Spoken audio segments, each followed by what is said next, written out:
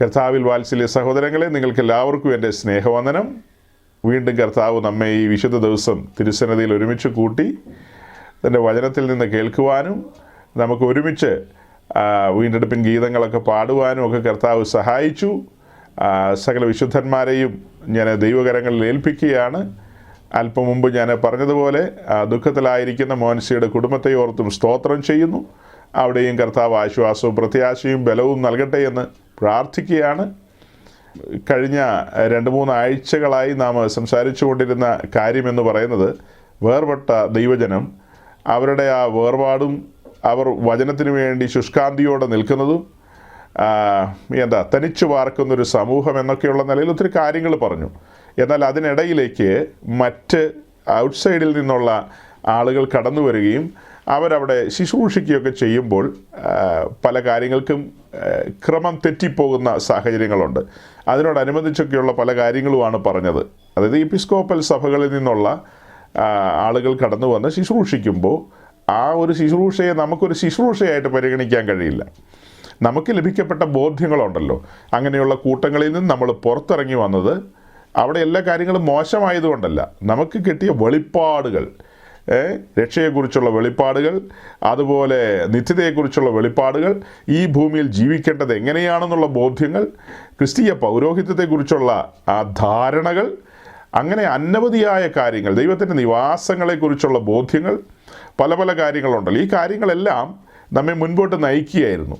അങ്ങനെ ഒരു കൂട്ടം എന്ന നിലയിൽ വിശുദ്ധിക്കും വേർപാടിനുമൊക്കെ പ്രാധാന്യം കൊടുത്തുകൊണ്ട്, ആത്മാവിൽ ആരാധിച്ചുകൊണ്ട്, വിശുദ്ധ വചനങ്ങളെ ഘോഷിച്ചുകൊണ്ട്, സുവിശേഷം അറിയിച്ചുകൊണ്ട്, ഈ ലോകത്തിൽ ജ്യോതിസുകളെ പോലെ പ്രകാശിക്കുവാൻ പാകത്തിന് നാം നമ്മുടെ ജീവിതങ്ങളെ സമർപ്പിച്ചതാണ്. അങ്ങനെ സമർപ്പിതമായ ജീവിതം പ്രകാശം പരത്താൻ പാകത്തിന് ദൈവം നമ്മെ പല അനുഭവങ്ങളിലൂടെയൊക്കെ കടത്തിവിടുകയാണ്. അതായത് ദൈവസഭയാം വിളക്കിൽ നാം പ്രകാശിക്കുന്ന ഒരു തിരുനാളമായി മാറേണ്ടതിന് ഇടിച്ചെടുത്ത തെളിവുള്ള ഒലിവെണ്ണ നമ്മുടെ ജീവിതത്തിൽ നിന്ന് കർത്താവ് അങ്ങനെ ആ സാഹചര്യങ്ങൾ അനുവദിച്ചുകൊണ്ട് തിരി കത്തിക്കുവാൻ പാകത്തിന് പ്രവർത്തിച്ച ചരിത്രങ്ങളൊക്കെ നമുക്കറിയാം. അങ്ങനെ വെളിപ്പാടിലും ബോധ്യങ്ങളും ഒക്കെ പോകുന്ന ജനത്തിന് നടുവിൽ ഈ പറയപ്പെട്ട ഔട്ട്സൈഡിലുള്ള ആളുകൾ കടന്നു വന്ന് സംസാരിക്കുമ്പോൾ ആ സംസാരങ്ങളൊന്നും വചനത്തിന് നിരക്കുന്നതായിരിക്കില്ല. സമാനമായി നമ്മൾ ഈ ഔട്ട്സൈഡിലുള്ള പൊളിറ്റീഷ്യൻസൊക്കെ കടന്നു വന്ന് സംസാരിക്കുന്നതിനെക്കുറിച്ചും അല്പമായിട്ട് സംസാരിച്ചു പോയിരുന്നു. ഇപ്പോൾ എന്തിനാണ് ഇങ്ങനെയുള്ള കാര്യങ്ങൾ പറയുന്നതെന്ന് ചോദിച്ചാൽ, നമ്മുടെ ഇടയിൽ അനേകർക്ക് ഈ ദൈവസഭ എങ്ങനെയാണ് മുൻപോട്ട് പോകുന്നത്, അതിലെ പ്രാക്ടീസുകൾ എങ്ങനെയാണ്, ഏത് രീതിയിലായിരിക്കണം എന്നുള്ള പല കാര്യങ്ങളെക്കുറിച്ചും നല്ല തിട്ടമില്ല. അതുകൊണ്ട് ഞാൻ നമ്മളുടെ ഇടയിൽ ചെറിയ കൂട്ടത്തിൻ്റെ നടുവിൽ ഇങ്ങനെയുള്ള കാര്യങ്ങളൊക്കെ പറയുന്നു. പിന്നത്തേതിൽ അത് നമ്മൾ പബ്ലിക് ഡൊമൈനിലേക്ക് അയക്കുന്നു. പലരും അതൊക്കെ കേൾക്കുന്നു. ചിലരൊക്കെ ക്രിട്ടിസൈസ് ചെയ്യുന്നുണ്ടെങ്കിൽ പോലും വലിയ പങ്ക് ആളുകളും അതൊക്കെ ശ്രദ്ധിച്ച് അതിൽ നിന്ന് പ്രയോജനപ്പെടുന്ന കാര്യങ്ങൾ അവർ ഏറ്റെടുക്കുകയാണ്. അപ്പോൾ അങ്ങനെ പലരിൽ നിന്നും എനിക്ക് പല മെസ്സേജുകളൊക്കെ ലഭിക്കാനിടയായിട്ടുണ്ട്. അപ്പോൾ ഞാൻ പറഞ്ഞു വരുന്നത്, ഇങ്ങനെ ദൈവസാന്നിധ്യം നമ്മൾ അലക്ഷ്യമാക്കാൻ പാടില്ല. ദൈവസാന്നിധ്യത്തിന് വലിയ ഗൗരവമുണ്ട്. അപ്പോൾ ദൈവസാന്നിധ്യത്തിൽ ശുശ്രൂഷയോടുള്ള ബന്ധത്തിലാണ് പറയുന്നത്. ശുശ്രൂഷയോടുള്ള ബന്ധത്തിൽ ദൈവത്തിൻ്റെ അഭിഷിക്തന്മാർ ദൈവജനത്തെ ശുശ്രൂഷിക്കാൻ ഇരിക്കുമ്പോൾ അവിടെ ആർക്ക് വേണമെങ്കിലും കടന്നു വരാം. ഇന്ത്യയുടെ പ്രധാനമന്ത്രിക്ക് വേണമെങ്കിലും കടന്നു വരാം. ഏത് മതവിഭാഗത്തിൽപ്പെട്ട ആളുകളാകട്ടെ, അതിലെ പൂജാരിമാരാകട്ടെ, അല്ലെങ്കിൽ അതിലെ പൗരോഹിത്യ വൃന്ദങ്ങളിലൊക്കെയുള്ള ആളുകളാകട്ടെ, അവർക്കൊക്കെ കടന്നു വരാം. നമ്മുടെ ഇടയിൽ കടന്നു വന്ന് ശ്രവിക്കാം, കാര്യങ്ങളെ ഗ്രഹിക്കാം, മനസ്സിലാക്കാം. അതിനൊന്നും ഒരു പ്രശ്നവുമില്ല. പക്ഷേ ദൈവത്തിൻ്റെ അഭിഷിക്തന്മാർ നിരന്നിരിക്കുന്ന ഇടത്ത്, ദൈവജനത്തിൻ്റെ വ്യവസ്ഥയിലാണ് ഞാൻ പറയുന്നത്, അങ്ങനെയുള്ള ആർക്കും കടന്നു വന്ന് ദൈവജനത്തോട് സംസാരിക്കാൻ അനുവാദമില്ല. പബ്ലിക് മീറ്റിങ്ങിൽ രാഷ്ട്രീയ പാർട്ടികൾ അവരുടെ അണികളെയെല്ലാം വിളിച്ചു കൂട്ടിയിട്ട് അവർ പ്രസംഗിക്കും. അവരുടെ മുന്നണിയിലുള്ള വ്യത്യസ്തമായ അഭിരുചികളുള്ള, വ്യത്യസ്തമായ മാനിഫെസ്റ്റോകളൊക്കെയുള്ള പൊളിറ്റിക്കൽ ഗ്രൂപ്പുകളാണ് ആ മുന്നണിയിലുള്ളത്. അവർക്കൊക്കെ വന്ന് നിന്ന് അവരുടെ ആളുകളോട് സംസാരിക്കുക, അതിനൊന്നും പ്രശ്നമില്ല. ഇവിടെ സംസാരിക്കണമെങ്കിൽ പത്രോസ് എഴുന്നേറ്റ് നിന്ന് സംസാരിക്കുമ്പോൾ 11 പേരും അതിന് ആമേൻ പറഞ്ഞുകൊണ്ട് പിന്നിലുണ്ട്. 11 പേരും അതിന് സ്തോത്രം പറഞ്ഞുകൊണ്ട് പിന്നിലുണ്ട്. പത്രോസ് മാത്രമല്ലല്ലോ സംസാരിക്കുന്നത്. പത്രോസ് സംസാരിക്കുമ്പോൾ വായിൽ നിന്ന് വചനം വെളിപ്പെട്ട് വരുവാൻ പാകത്തിന് പിന്നെ നിൽക്കുന്ന അപ്പസ്വലന്മാരും മറ്റ് കൂട്ടു സഹോദരങ്ങളൊക്കെ സ്തോത്രത്തിലായിരിക്കുകയാണ്. അങ്ങനെയാണ് അതിൻ്റെ ഒരു ഒരു ഒരു ഒരു ഗൗരവം, അങ്ങനെയാണ് കാര്യപരിപാടി. അതിന് പകരം ആ സ്ഥാനത്തേക്ക് വേറെ ആളുകൾ കടന്നു വന്നു നിന്ന് ഇങ്ങനെ പറയാനായിട്ട് അനുവാദമില്ലെന്നുള്ളതാണ് നമ്മൾ ആ ആഴ്ചകളിൽ പറഞ്ഞു പോയത്. കഴിഞ്ഞ ആഴ്ച നമ്മൾ പൊതുവായ ചില കാര്യങ്ങൾ പറഞ്ഞാണ് അങ്ങ് പോയത്. അതിന് പ്രത്യേക കാരണങ്ങളുണ്ടെന്ന് നിങ്ങൾക്കറിയാം. പൊതുവായ കാര്യങ്ങളൊക്കെ പറഞ്ഞ് അങ്ങനെ കഴിഞ്ഞ ആഴ്ചത്തെ മെസ്സേജ് നമ്മളങ്ങനെ പര്യവസാനിപ്പിക്കുകയായിരുന്നു. ഇത് ഞാൻ ഈ മെസ്സേജിലേക്ക് പറഞ്ഞു വരുമ്പോൾ 1-2 ഇൻസിഡൻസ് എൻ്റെ മുമ്പിലുണ്ട്. 1-2 ഇൻസിഡൻസ്, അതിൽ നിന്ന് ചില കാര്യങ്ങൾ നിങ്ങളോട് പറയണമെന്ന് ആഗ്രഹിക്കുകയാണ്. അതായത് ദൈവവചനത്തിനകത്തേക്ക് കടന്ന് ആ കാര്യങ്ങളെ വിശകലനം ചെയ്യുക. അതായത് 2 പ്രധാനപ്പെട്ട കാര്യങ്ങളാണ്. ഒന്ന്, ഈ ക്രൈസ്തവ ലോകത്ത് തന്നെയുള്ള വളരെ പ്രസിദ്ധനായ അല്ലെങ്കിൽ വളരെ ആദരണീയൻ എന്ന് പറയുന്ന ഒരു പ്രിയപ്പെട്ട വ്യക്തി, അദ്ദേഹം സംസാരിച്ച ഒരു സംസാരവും ആ സംസാരം അവരുടെ സമൂഹം പബ്ലിക്കിലേക്ക് അയച്ചപ്പോൾ അവർ അതിന് കൊടുത്ത തലക്കെട്ടുകളും അതിനോട് ചേർത്ത് എഴുതിയ എഴുത്തുകളും ഒക്കെ വായിക്കുമ്പോൾ അവർ ഈ ദൈവവചനത്തെ കൊഞ്ഞനം കുത്തി കാണിക്കുന്നത് പോലെയാണ് നമുക്ക് തോന്നുന്നത്.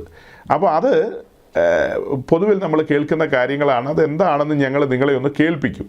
അത് കഴിഞ്ഞിട്ട് നമ്മളുടെ പെന്തക്കോസ്ത് സമൂഹത്തിലുള്ള വളരെ പ്രസിദ്ധനായ ഒരു വാത്സല്യ പിതാവ് ഈ കഴിഞ്ഞ ദിവസം ഈ ഭൂമിയിൽ നിന്ന് മാറ്റപ്പെട്ടു. അദ്ദേഹത്തിൻ്റെ ഫ്യൂണറലൊക്കെ കഴിഞ്ഞു. അതിനോടനുബന്ധിച്ച് ഞാൻ 1-2 കാര്യങ്ങളും കൂടെ നിങ്ങളോട് പറയണമെന്ന് താല്പര്യപ്പെടുന്നു. അതെല്ലാം നമ്മൾ അറിയേണ്ട കാര്യങ്ങളാണ്, നമ്മൾ അറിഞ്ഞിരിക്കേണ്ടതായ കാര്യങ്ങളാണ്. അപ്പോൾ തന്നെ ഈ ആദ്യം ഞാൻ പറഞ്ഞ എപ്പിസ്കോപ്പൽ സമൂഹത്തിലുള്ള ചെറിയ ആളൊന്നുമല്ല, അതായത് സാക്ഷാൽ ആന്തിയോക്യൻ പാത്രിയാർക്കീസിൻ്റെ കാര്യമാണ് പറയുന്നത്. ആന്തിയോക്യൻ പാത്രിയാർക്കീസ് ഈ കഴിഞ്ഞ ദിവസം കേരളത്തിൽ വന്നപ്പോൾ അദ്ദേഹത്തിന് ഒത്തിരി സ്വീകരണങ്ങളൊക്കെ ലഭിച്ച് അദ്ദേഹം മടങ്ങിപ്പോയി. അതിനിടയിൽ ഒരു സർവ്വമത സമ്മേളനം പോലത്തെ ഒരു സമ്മേളനം, അതിൽ അദ്ദേഹം പ്രസംഗിച്ചപ്പോൾ പറഞ്ഞ ചില സ്റ്റേറ്റ്മെൻറ്റുകൾ, അത് പൊതുവിൽ ആളുകളെല്ലാം പറയുന്നൊരു കാര്യമാണ്. പക്ഷേ അദ്ദേഹം പറയുമ്പോൾ അതിന് കുറച്ചുകൂടെ ആക്കം കൂടും. നമ്മളതിനെ ക്രിട്ടിസൈസ് ചെയ്യുന്നൊന്നും അല്ല കേട്ടോ, നിങ്ങൾ അങ്ങനെയൊന്നും തെറ്റിദ്ധരിച്ചേക്കരുത്. അവർക്ക് അവരുടേതായ കാര്യങ്ങൾ പറയാനും ന്യായമായ അവകാശമുണ്ട്. ആ പറയുന്ന കാര്യങ്ങൾ നമുക്കൊരു പഠനത്തിന് വേണ്ടി എടുക്കാൻ പറ്റും. അദ്ദേഹം പറഞ്ഞത് മാത്രമല്ലാതെ അവരുടെ ഇടയിൽ പൊതുവേ ഉള്ള ഒരു ചിന്താഗതിയും ആ സമൂഹം കരുതിപ്പോരുന്ന ചില കാര്യങ്ങൾ, ചില പാരമ്പര്യങ്ങളുമായി ബന്ധപ്പെട്ടൊക്കെ. അങ്ങനെയുള്ള കാര്യങ്ങളിൽ നമുക്കും കൃത്യമായ ബോധ്യങ്ങളില്ലെങ്കിൽ അതൊന്ന് തിരിച്ചറിയാനായിട്ട് നല്ലതായിരിക്കും നമ്മൾ വചനത്തിലൂടെ സഞ്ചരിക്കുമ്പോൾ. അപ്പം ഞാൻ പറഞ്ഞല്ലോ ഇങ്ങനെ 2 ഇൻസിഡൻസ് പറയാനായിട്ട് താല്പര്യപ്പെടുന്നുണ്ട് എന്ന്. എന്നാൽ അതിനു മുമ്പ് ഒരു കാര്യം ഇവിടെ പറയാം. നമ്മൾ കഴിഞ്ഞ കുറേ കാലങ്ങളായിട്ട് ഇവിടെ അത്യുന്നതനായ ദൈവത്തിൻ്റെ വിശുദ്ധ നിവാസം എന്നുള്ളൊരു വിഷയത്തെക്കുറിച്ചാണ് സംസാരിച്ചു തുടങ്ങിയത്. ഏതാണ്ട് ഒരു 2-3 വർഷം പിന്നിലാണ് നമ്മൾ ആ ധ്യാനം ആരംഭിച്ചത്. അത്യുന്നതൻ്റെ വിശുദ്ധ നിവാസങ്ങളെക്കുറിച്ചൊരു പഠനമുണ്ട്. അതിൽ ആദ്യത്തെ നിവാസമായ സമാഗമന കൂടാരം, ടാബർനാക്കിൾ, സമാഗമന കൂടാരം എന്നുള്ളൊരു വിഷയമാണ് നമ്മൾ ദീർഘമായി ചിന്തിച്ചത്. വലിയവനായ ദൈവം തൻ്റെ ജനമായ ഇസ്രായേലിൻ്റെ നടുവിൽ വസിക്കുവാൻ ആഗ്രഹിച്ച് ദൈവം അവരോട് പറഞ്ഞു, നിങ്ങൾ എനിക്കൊരു മന്ദിരം ഉണ്ടാക്കണം, ആ വിശുദ്ധ മന്ദിരം ഇന്നിന്ന പോലെ ആയിരിക്കണം, അത് പണിയേണ്ടതെന്ന കാര്യങ്ങളൊക്കെ ധരിപ്പിച്ചു. മോശെ അതുപോലെ അത് പണിതു. അതിന് നമ്മൾ വായിക്കുന്നത് അത് പർവ്വതത്തിലെ മാതൃകപ്രകാരമാണ് പണിതത്, യഹോവ കൽപ്പിച്ചതുപോലെ തന്നെയാണ് പണിതത് എന്ന കാര്യങ്ങളൊക്കെ നമ്മൾ കണ്ടു. അതിൻ്റെ പണി പൂർത്തീകരിക്കപ്പെട്ട് കഴിഞ്ഞപ്പോൾ ദൈവത്തിൻ്റെ സാന്നിധ്യം, ആ ശെഖീന അതിൻ്റെ അതിപരിശുദ്ധ സ്ഥലത്തേക്ക് ഇറങ്ങി വരുന്നത് നമ്മൾ ആത്മകണ്ണുകൊണ്ട് കണ്ട മനുഷ്യരാണ്. അങ്ങനെ നിവാസത്തിൻ്റെ പണികളെക്കുറിച്ചൊക്കെ നമ്മൾ പറഞ്ഞ് മുന്നോട്ട് പോവുകയായിരുന്നു. അതിൻ്റെ ഗൗരവം, അങ്ങനെ ഓരോരോ കാര്യങ്ങളും ചെറുതും വലുതുമായ കാര്യങ്ങളെല്ലാം നമ്മളിങ്ങനെ ചിന്തിച്ചു, അപ്പോൾ അങ്ങനെ ആ കാര്യങ്ങളൊക്കെ ചിന്തിച്ചതിന് ശേഷം പിന്നത്തേതിൽ നമ്മൾ യെരുശലേം ദൈവാലയത്തെക്കുറിച്ച് അധികം ഒന്നും ചിന്തിക്കാതെ ആ ഒരു ടോപ്പിക്ക് നമ്മൾ തൊട്ടിട്ടില്ല. പകരം യെരുശലേം ദൈവാലയത്തിൻ്റെ ചുറ്റുമുള്ളൊരു മതിൽ, ആ മതിലിനെക്കുറിച്ച്, മതിലിലുള്ള അതിൻ്റെ വാതിലുകൾ, 12 വാതിലുകളെക്കുറിച്ച് നമ്മളിങ്ങനെ പറഞ്ഞു വരികയായിരുന്നു. അങ്ങനെ അത് ഏതാണ്ടൊരു പാതി നമ്മൾ പറഞ്ഞു കഴിഞ്ഞു വാതിലുകളെക്കുറിച്ച്. ഇനിയും കിടപ്പുണ്ട് ചില വാതിലുകളെക്കുറിച്ച് പറയാനായിട്ട്. ദൈവം അനുവദിച്ചാൽ നമുക്ക് അടുത്ത ആഴ്ച മുതൽ നമ്മുടെ വാതിലുകളിലേക്ക് തന്നെ മടങ്ങിപ്പോകാം എന്നാണ് ആശിക്കുന്നത്. അപ്പോൾ ഈ മതിലിൻ്റെ പണിയോടുള്ള ബന്ധത്തിൽ നമ്മൾ കണ്ട ഒരു കാഴ്ചയാണ്, മതിൽ പണിയുമ്പോൾ എതിരുകളുണ്ട്. പലരും അവരെ പിന്തിരിപ്പിക്കാൻ ശ്രമിക്കുന്നുണ്ട്, ഉപദ്രവിക്കാൻ ശ്രമിക്കുന്നുണ്ട്. അപ്പോൾ തന്നെ അവർ ഒരു കയ്യിൽ വാളുമായി നിന്നുകൊണ്ടാണ് അവരുടെ പണി പൂർത്തീകരിക്കുന്നത്. അങ്ങനെയൊക്കെ നമ്മൾ കാണുന്നത്. ചുമ്മാ അലക്ഷ്യമായിട്ടല്ല, മതിലിൻ്റെ പണിയിൽ ഏർപ്പെട്ടവരാരും അലക്ഷ്യമായിട്ടല്ല അത് ചെയ്യുന്നത്. ലീഡർഷിപ്പിൽ നെഹമ്യാവ് ഉണ്ടല്ലോ, നല്ല ബോധ്യത്തിലാണ് അദ്ദേഹം കാര്യങ്ങളെ ചെയ്യുന്നത്. സമർപ്പിതനായൊരു മനുഷ്യനാണ്. അത് എന്ത് വില കൊടുത്തും തീർക്കും. ദൈവത്താൽ തനിക്ക് ലഭിക്കപ്പെട്ട ബോധ്യമാണ്.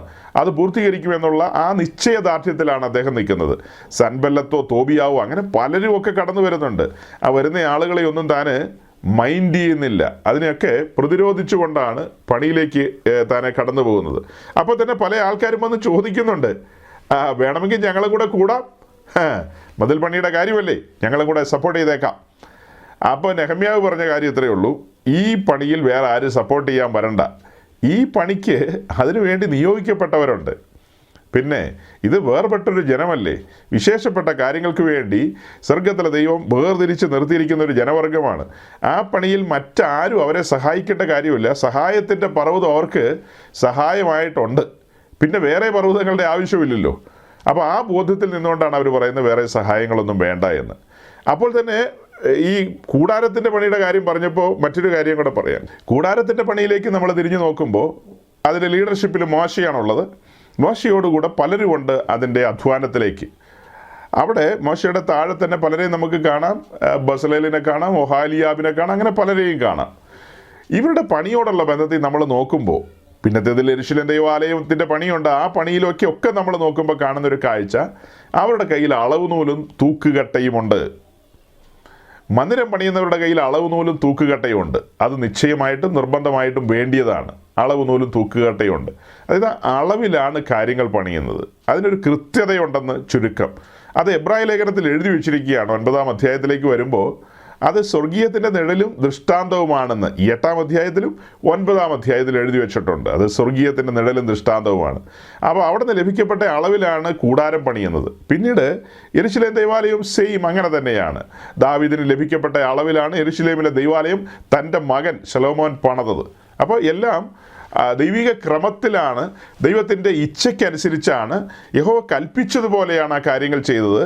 അതിനകത്ത് വേറെ ആരെയും പാർട്ടിസിപ്പേറ്റ് ചെയ്യിക്കുന്നില്ല. അത് ചെയ്യാൻ വേണ്ടിയിട്ട് വേർതിരിച്ച് ജ്ഞാനാത്മാവിൽ നിറയ്ക്കപ്പെട്ട ആളുകളാണത് കൈകാര്യം ചെയ്യേണ്ടത്. അവരത് കൈകാര്യം ചെയ്യുന്നതിനിടയ്ക്ക് വേറെ ആശംസാ പ്രസംഗത്തിനൊന്നും ഒരു സ്കോപ്പ് ഞാൻ നോക്കിയിട്ട് കാണുന്നില്ല.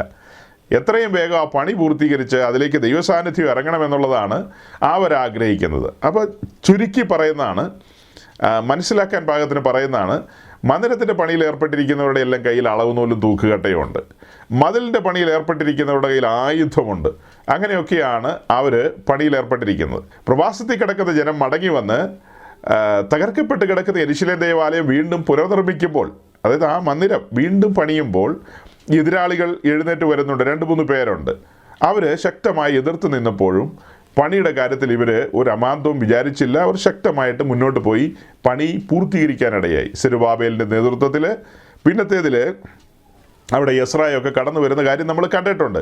ഓക്കെ, അപ്പോൾ ഇപ്പോൾ പറഞ്ഞു വരുന്നതിൻ്റെ സാരം ഇത്രയേ ഉള്ളൂ. കാര്യങ്ങൾ ഇങ്ങനെയാണ്, ജാഗ്രത ഉണ്ടായിരിക്കണം. എന്തിനാണ് മതിൽ പണിതത്? മതിൽ പണിയുന്നതിൻ്റെ പിന്നിലുള്ള ഉദ്ദേശം എന്താ? അതിനകത്തേക്ക് അന്യൊരുത്തൻ കടന്നു വരരുത് എന്ന് പറഞ്ഞാൽ ചെറു കുറുക്കന്മാരൊന്നും കടന്നു വന്ന് തോട്ടം നശിപ്പിക്കരുത് നമ്മൾ വായിക്കുന്നില്ല. അതുകൊണ്ട് തോട്ടത്തിന് വേലിയുണ്ട്. അതുപോലെ തന്നെയാണ് ഈ പറയപ്പെട്ട ദൈവത്തിൻ്റെ വിശുദ്ധ നഗരത്തിന് ചുറ്റുമതിലുണ്ട്. അതിന് വാതിലുകളും അന്താഴവും ഓടാമ്പലും ഒക്കെ വെച്ച് പിടിപ്പിച്ച് ബന്ദോബസ്താക്കി വെച്ചിരിക്കുകയാണ്. ഒരേ ഒരു വാതിൽ മാത്രമേ ഓടാമ്പലും ബന്ദോബസ്തൊന്നും ഇല്ലാതിരിക്കുന്നത്. അത് ആട്ടിൻ വാതിൽ മാത്രമാണ്. ആട്ടിൻ വാതിൽ തുറന്നു കിടക്കുകയാണ്. നമ്മളത് കണ്ടതാണ് രക്ഷയോടുള്ള ബന്ധത്തിലെ കാര്യങ്ങൾ. അപ്പോൾ അങ്ങനെയാണ് കാര്യങ്ങൾ. മതിൽ ഗൗരവമായ വിഷയമാണ്. മന്ദിരം ഗൗരവമായ വിഷയമാണ്. സമാഗമന കൂടാരത്തിലേക്ക് നോക്കുമ്പോൾ അതിനൊരു ചുറ്റുമതിലുണ്ടല്ലോ, അവിടെയുണ്ട്, ഫെൻസുണ്ട്. അപ്പോൾ അതിനകത്തേക്കും അന്യൊരുത്തൻ കടന്നു വരാൻ പാടില്ല. കാര്യങ്ങളെല്ലാം അതിൻ്റെ ക്രമത്തിലായിരിക്കണം. ദൈവിക വ്യവസ്ഥകളുണ്ട്. ഏതൊരാൾക്കും കടന്നു വരാം. ഏത് മഹാഭാവിക്കും ദൈവസന്നിധി കടന്നു വരാം. വ്യവസ്ഥകൾ പാലിക്കണമെന്ന് മാത്രമേ ഉള്ളൂ. വ്യവസ്ഥകളില്ലാതെ ആർക്കും അടുക്കാൻ കഴിയില്ല. വേറൊന്നും പറഞ്ഞില്ല. ഇപ്പോൾ കേൾക്കുമ്പോൾ ചിലപ്പോൾ ആളുകൾ ചിന്തിക്കും, കഴിഞ്ഞ ദിവസങ്ങളിലൊക്കെ ഞാനിങ്ങനെ സംസാരിച്ചു പോയപ്പോൾ എനിക്ക് തന്നെ തോന്നിയിട്ടുണ്ട്, ഇത് കേൾക്കുന്ന ആളുകൾ വേണേൽ തെറ്റിദ്ധരിക്കാം, ഇവരുടെ ദൈവം എന്താ ഭയങ്കര വല്ല ക്രൂരനല്ലോ ആണോ, വേറൊരുത്തൻ കടന്നു വരാൻ പാടില്ല, അന്യൊരുത്തൻ വരാൻ പാടില്ലെന്നൊക്കെ പറഞ്ഞാൽ അങ്ങനെയല്ല അതിൻ്റെ അർത്ഥം. അങ്ങനെയല്ല അതിൻ്റെ അർത്ഥം. ശുശ്രൂഷയോടുള്ള ബന്ധത്തിൽ അതിന് വ്യവസ്ഥകളുണ്ട്. വ്യവസ്ഥകൾ പാലിക്കണം. കാര്യങ്ങൾ സിസ്റ്റമാറ്റിക് ആയിരിക്കും. അപ്പോൾ അങ്ങനെ തന്നെ പോകണം. ആദ്യം നിങ്ങൾ ആട്ടിൻവാതിലിലൂടെ കടന്നു വരണം, രക്ഷാനിർണയം പ്രാപിക്കണം. ദെൻ മീൻവാതിൽ എന്ന് പറഞ്ഞാൽ അതിൻ്റെ അർത്ഥം എന്താ? അടുത്ത പടി വേലയ്ക്കുള്ള ഉത്സാഹവും സാക്ഷിയാകാനുള്ള ഉത്സാഹവും ഒക്കെ കാണിക്കാം. പക്ഷെ ഈ വാതിലിനെ കുറിച്ച് നിങ്ങൾ ഗ്രഹിക്കണം. നമുക്ക് വേണ്ടി ദൈവകുഞ്ഞാട് കാൽവറിയിൽ ബലിയായി തീർന്നെന്നുള്ള കാര്യം തിരിച്ചറിഞ്ഞിട്ട് വേണ്ടേ അടുത്ത കാര്യങ്ങൾ ചെയ്യാൻ. ഇത്രയേ ഉള്ളൂ നമ്മൾ പറയുന്നതിൻ്റെ സാരം. അപ്പോൾ വ്യവസ്ഥകൾ പാലിച്ചുകൊണ്ട് ഏത് കൊടുംപാപിക്കും ദൈവസന്നിധിയിൽ വരാമല്ലോ. ദൈവസന്നിധിയിൽ രക്ഷയോടുള്ള ബന്ധത്തിൽ കടന്നു വരാം. ആ രക്ഷ സൗജന്യമാണ്. ആ കാര്യങ്ങളൊക്കെ അടുത്തടുത്ത കാര്യങ്ങളിലേക്ക് നമ്മൾ നോക്കുമ്പോഴാണ് പറയുന്നത് വ്യവസ്ഥകൾ പാലിക്കണമെന്ന്. ദൈവിക വ്യവസ്ഥകളുണ്ട്. ആ വ്യവസ്ഥകൾ പാലിച്ചിട്ടാണ് ശുശ്രൂഷകളിലേക്കൊക്കെ കടന്നു പോകേണ്ടത്. അല്ലാതെ ചുമ്മാ വാളെടുക്കുന്നവനെല്ലാം വെളിച്ചപ്പാടല്ല. അത് വേറെ സ്ഥലങ്ങളിൽ. ഇവിടെ അങ്ങനെ പറ്റത്തില്ല. ദൈവസഭയിൽ അതിനെല്ലാം ക്രമങ്ങളുണ്ട്. ആ ക്രമങ്ങൾക്ക് അനുസരിച്ചാണ് മുൻപോട്ട് പോകേണ്ടതെന്നാണ് പറഞ്ഞു വരുന്നതിൻ്റെ സാരം. ക്രമങ്ങളൊക്കെ പല സമയങ്ങളിലും തെറ്റാറുണ്ട് സഹോദരങ്ങളെ. ക്രമങ്ങൾ തെറ്റാറുണ്ട്. ആ ക്രമങ്ങൾ തെറ്റുമ്പോഴാണ് ദൈവസഭ അതിൻ്റെ മഹിമയിൽ നിന്ന് വഴുതി പോകുന്നത്. അതിൻ്റെ മഹിമയിൽ നിന്ന് അതിൻ്റെ ശക്തി ചോർന്നു പോകുന്നതിൻ്റെ കാരണം ആ ക്രമങ്ങളൊക്കെ തെറ്റുമ്പോഴാണ്. മതിൽ എവിടെയെങ്കിലുമൊക്കെ ഇടിഞ്ഞു കഴിഞ്ഞാൽ, മതിൽ എവിടെയെങ്കിലുമൊക്കെ പൊളിഞ്ഞു കഴിഞ്ഞാൽ അന്യൊരുത്തിന് അതിലൂടെ കടന്നു വരാൻ സാഹചര്യം ഒരുങ്ങും. അതായത് ദൈവിക കാര്യപരിപാടിയിലേക്ക് മറ്റ് കാറ്റുകളൊന്നും കടന്നു വരാൻ പാടില്ല. കെട്ടിയടയ്ക്കപ്പെട്ട തോട്ടം എന്നല്ലേ വിളിക്കുന്ന ദൈവസഭയെ. കെട്ടിയടയ്ക്കപ്പെട്ട തോട്ടം. നമ്മൾ സമാഗമന കൂടാരത്തിലേക്ക് നോക്കുമ്പോൾ കാണുന്ന ചുറ്റോട് ചുറ്റും 48 പലക. ആ പലകയുടെ മുകളിൽ 4 മൂടുശീലകളിട്ട് മൂടിയിരിക്കുകയാണ്. 4 മൂടുശീലകളിട്ട് കവർ ചെയ്തിരിക്കുകയാണ്. അതിനകത്തേക്ക് മറ്റ് കാറ്റുകളൊന്നും കടന്നു വരാൻ പാടില്ല. അതിൽ വിടവുകൾ വന്നാൽ, പലകളുടെ ഇടയിൽ വിടവുകൾ വന്നാൽ നിശ്ചയമായും കാറ്റുകൾ വരും. എഫേസ്യ ലേഖനത്തിൽ പറയുന്ന പോലെ ഉപദേശത്തിൻ്റെ ഓരോരോ കാറ്റുകൾ കടന്നു വരും. ചെറു ഗുരുക്കന്മാർ അകത്തേക്ക് കടന്നു വരും. അങ്ങനെ പലതും പറയാനുണ്ട് അതിനെക്കുറിച്ച്. സൻബല്ലത്തും തോബിയാവും ഒക്കെ അകത്തേക്ക് കടന്നു വരും. നോക്കണം. ഈ പറയപ്പെട്ട രീതിയിൽ മതിലൊക്കെ പണത് വാതിലുകളൊക്കെ വെച്ച് ബന്ദോബസ്താക്കി കാര്യങ്ങളൊക്കെ ഓക്കെയായി. എന്നിട്ട് പോലും തോബിയാവ് അതിനകത്ത് ഒരു അറ സംഘടിപ്പിച്ചെന്ന് പറയുമ്പോൾ തോബിയാവിന് അതിനകത്തേക്ക് അങ്ങനെ കടന്നു വരാൻ കഴിയില്ലല്ലോ. തോബിയാവ് അതിനകത്ത് ഒരു അറ സംഘടിപ്പിച്ചെങ്കിൽ, അറ മീൻസ് ഒരു ചേംബർ സംഘടിപ്പിച്ചെങ്കിൽ, ഒരു മുറി സംഘടിപ്പിച്ചെങ്കിൽ, അതിൽ പാർക്കാൻ ആരംഭിച്ചെങ്കിൽ അതെങ്ങനെയാണ് സംഭവിച്ചത്? അത് സംഭവിച്ചത് ഓർക്കണം. ആ സമയത്ത് മഹാപുരോഹിതനായ എലിയാശീബിൻ്റെ ബന്ധുവും കൂടിയാണ് ഈ ഔട്ട്സൈഡറായ ഈ തോബിയാവ്. എലിയാശീബിൻ്റെ വഴിയിലുള്ള ഒരു പെൺകുട്ടിയെ തോബിയാവിൻ്റെ ഭവനത്തിലേക്ക് റൂട്ട് തെറ്റി കൊണ്ടുവന്നിട്ടുണ്ട്. റൂട്ട് തെറ്റി. അങ്ങനെ റൂട്ട് തെറ്റി വന്നതിൻ്റെ പേരിൽ ഇവർ സംബന്ധക്കാരാണല്ലോ. ആ സംബന്ധത്തിൻ്റെ പേരിലാണ് എലിയാശീബ് ഇരിക്കട്ടെ, തോബിയാവ് ഇതിനകത്ത് കയറി ഒരു മതേതരത്വം പുലരട്ടെ എന്നും പറഞ്ഞ്. എലിയാശീബ് എന്താ പറയുന്നത്? മതേതരത്വം പൂത്തുലയട്ടെ എന്ന്. തമ്പുരാനെ, ഇങ്ങനെയാണെങ്കിൽ മതിൽ പണിയേണ്ട കാര്യം ഉണ്ടായിരുന്നില്ലല്ലോ. ഇങ്ങനെയാണ് ഇവിടെ വാതിലൊക്കെ വെച്ച് അന്താഴവും ഈ കാണായ കട്ടപ്പാടും പങ്കപ്പാടും ഒന്നും വേണ്ടായിരുന്നു. ചുമ്മാ അങ്ങ് തുറന്ന് കിടന്നാൽ മതിയായിരുന്നു. ആർക്ക് വേണമെങ്കിലും വരാം, ആർക്ക് വേണമെങ്കിലും പോകാം. അങ്ങനത്തെ ഒരു പശ്ചാത്തലത്തിൽ പോയാൽ മതിയായിരുന്നു.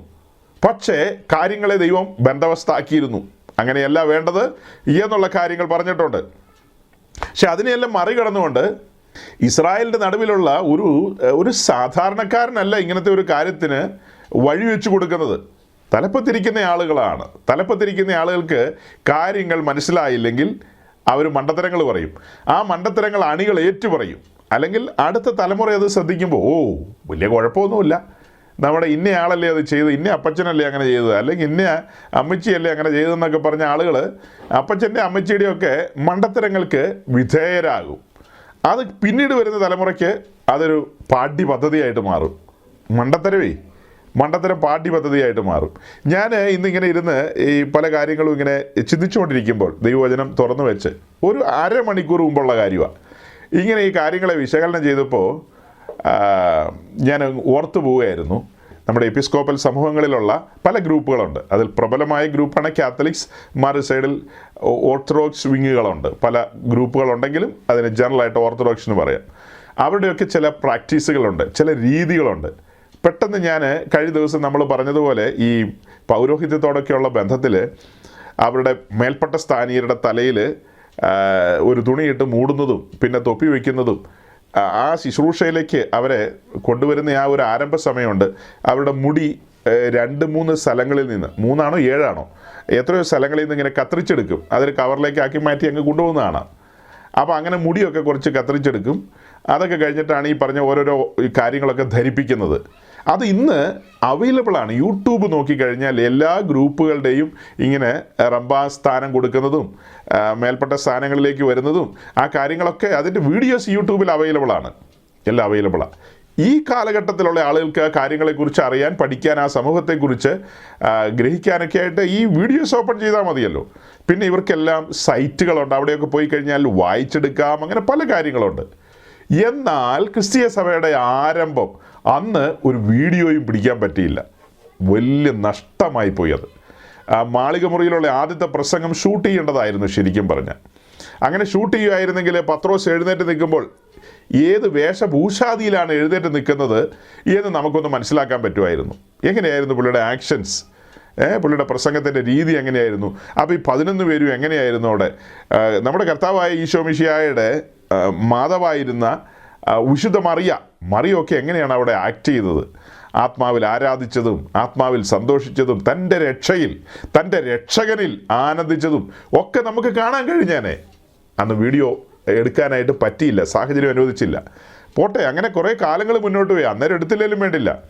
ഏകദേശം AD 300 ശേഷം നമ്മുടെ പ്രിയങ്കരനായ ചക്രവർത്തി കോൺസ്റ്റന്റൈൻ കുസ്തിന്തിനോസ് അദ്ദേഹം ഈ ക്രിസ്തീയ മാർഗത്തിലേക്ക് തൻ്റെ പാഗൻ സംവിധാനവുമായിട്ട് വരുന്ന ആ സമയത്ത് മിലാനിലെ വിളംബരം, മിലാൻ എഡിക്റ്റ് നമ്മൾ പറയുമല്ലോ, മിലാനിലെ വിളംബരം, മിലാൻ പട്ടണത്തിൽ വെച്ച് നടത്തിയ വിളംബരം, ആ വിളംബരമൊക്കെ നിശ്ചയമായി ഷൂട്ട് ചെയ്യേണ്ടതാണ്.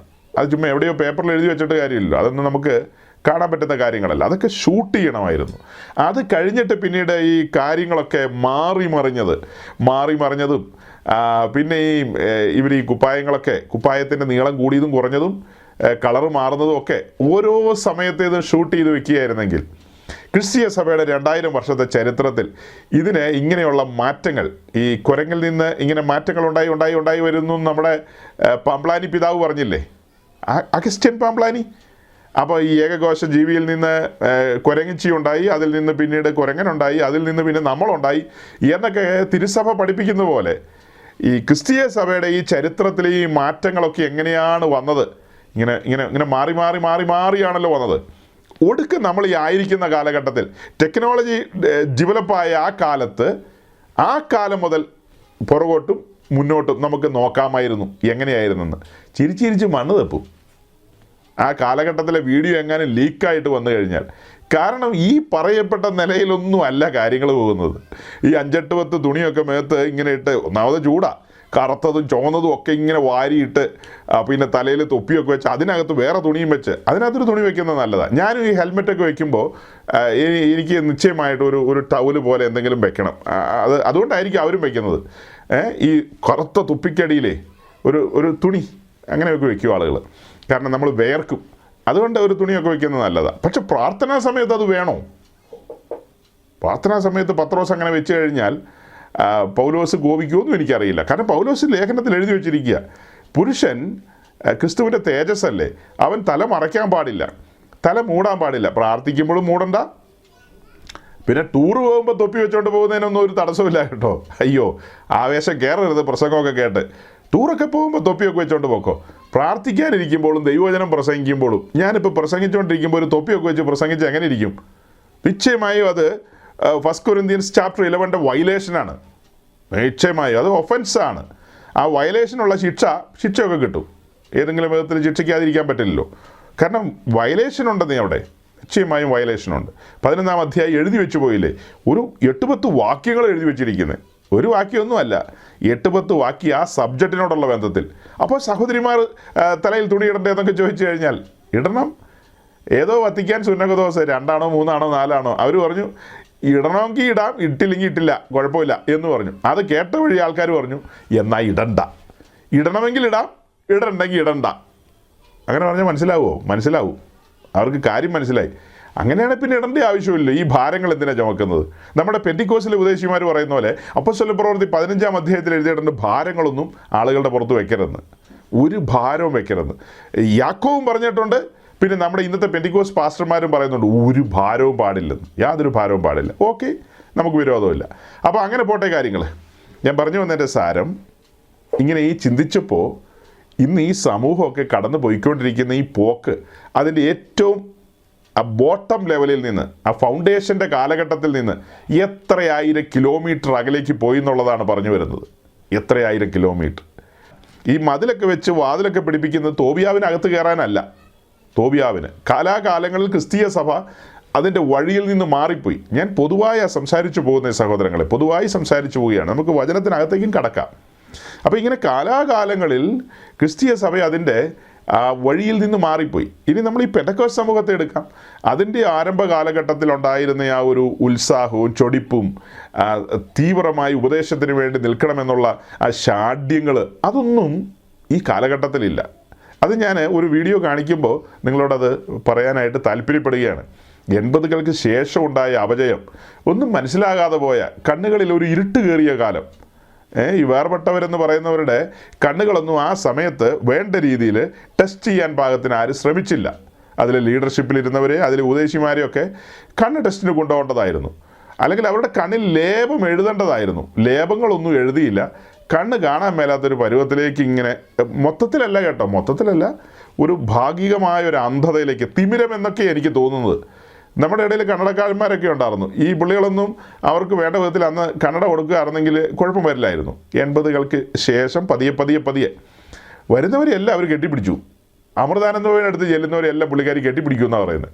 തങ്കലിനെയും കെട്ടിപ്പിടിക്കും, ആര് എന്നാലും കെട്ടിപ്പിടിക്കും എന്ന് പറഞ്ഞതുപോലെ ഈ വരുന്നവരെല്ലാം അപ്പച്ചന്മാരെല്ലാം കെട്ടിപ്പിടിക്കാൻ തുടങ്ങി. എല്ലാവരും കെട്ടിപ്പിടിക്കാൻ തുടങ്ങി. ആരാണോ ഏതാണോ എന്താണെന്നൊന്നും നോക്കാതെ കാണുന്നവനെല്ലാം കെട്ടിപ്പിടിച്ചിട്ട് നമ്മളെല്ലാം ഒരു വയലിൽ അധ്വാനിക്കുന്നതെന്നൊക്കെ വീഡിയോ കാണിച്ചുകൊണ്ട് പറയാം, അല്ലെ ഒന്നും മനസ്സിലാകില്ല.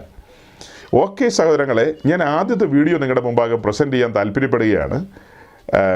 നമ്മുടെ പ്രിയങ്കരനായ പാത്രിയാർക്കീസ് ബാബ പറഞ്ഞ ഒരു സ്റ്റേറ്റ്മെൻറ്റ്. എബി, നമുക്ക് ആ വീഡിയോ ഒന്ന് കാണിക്കാം. നമ്മൾ ആ വീഡിയോ കാണിക്കുന്ന സമയത്ത് നിങ്ങൾ മനസ്സിലാക്കേണ്ടത് അതിൻ്റെ തുടക്കം കാണിക്കുന്നില്ല.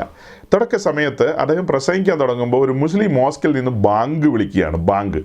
ബാങ്ക് വിളിക്കുമ്പോൾ റെസ്പെക്റ്റോടു കൂടി അദ്ദേഹം പ്രസംഗം നിർത്തുന്നു. കുഴപ്പമില്ല, അതൊക്കെ നടക്കട്ടെ.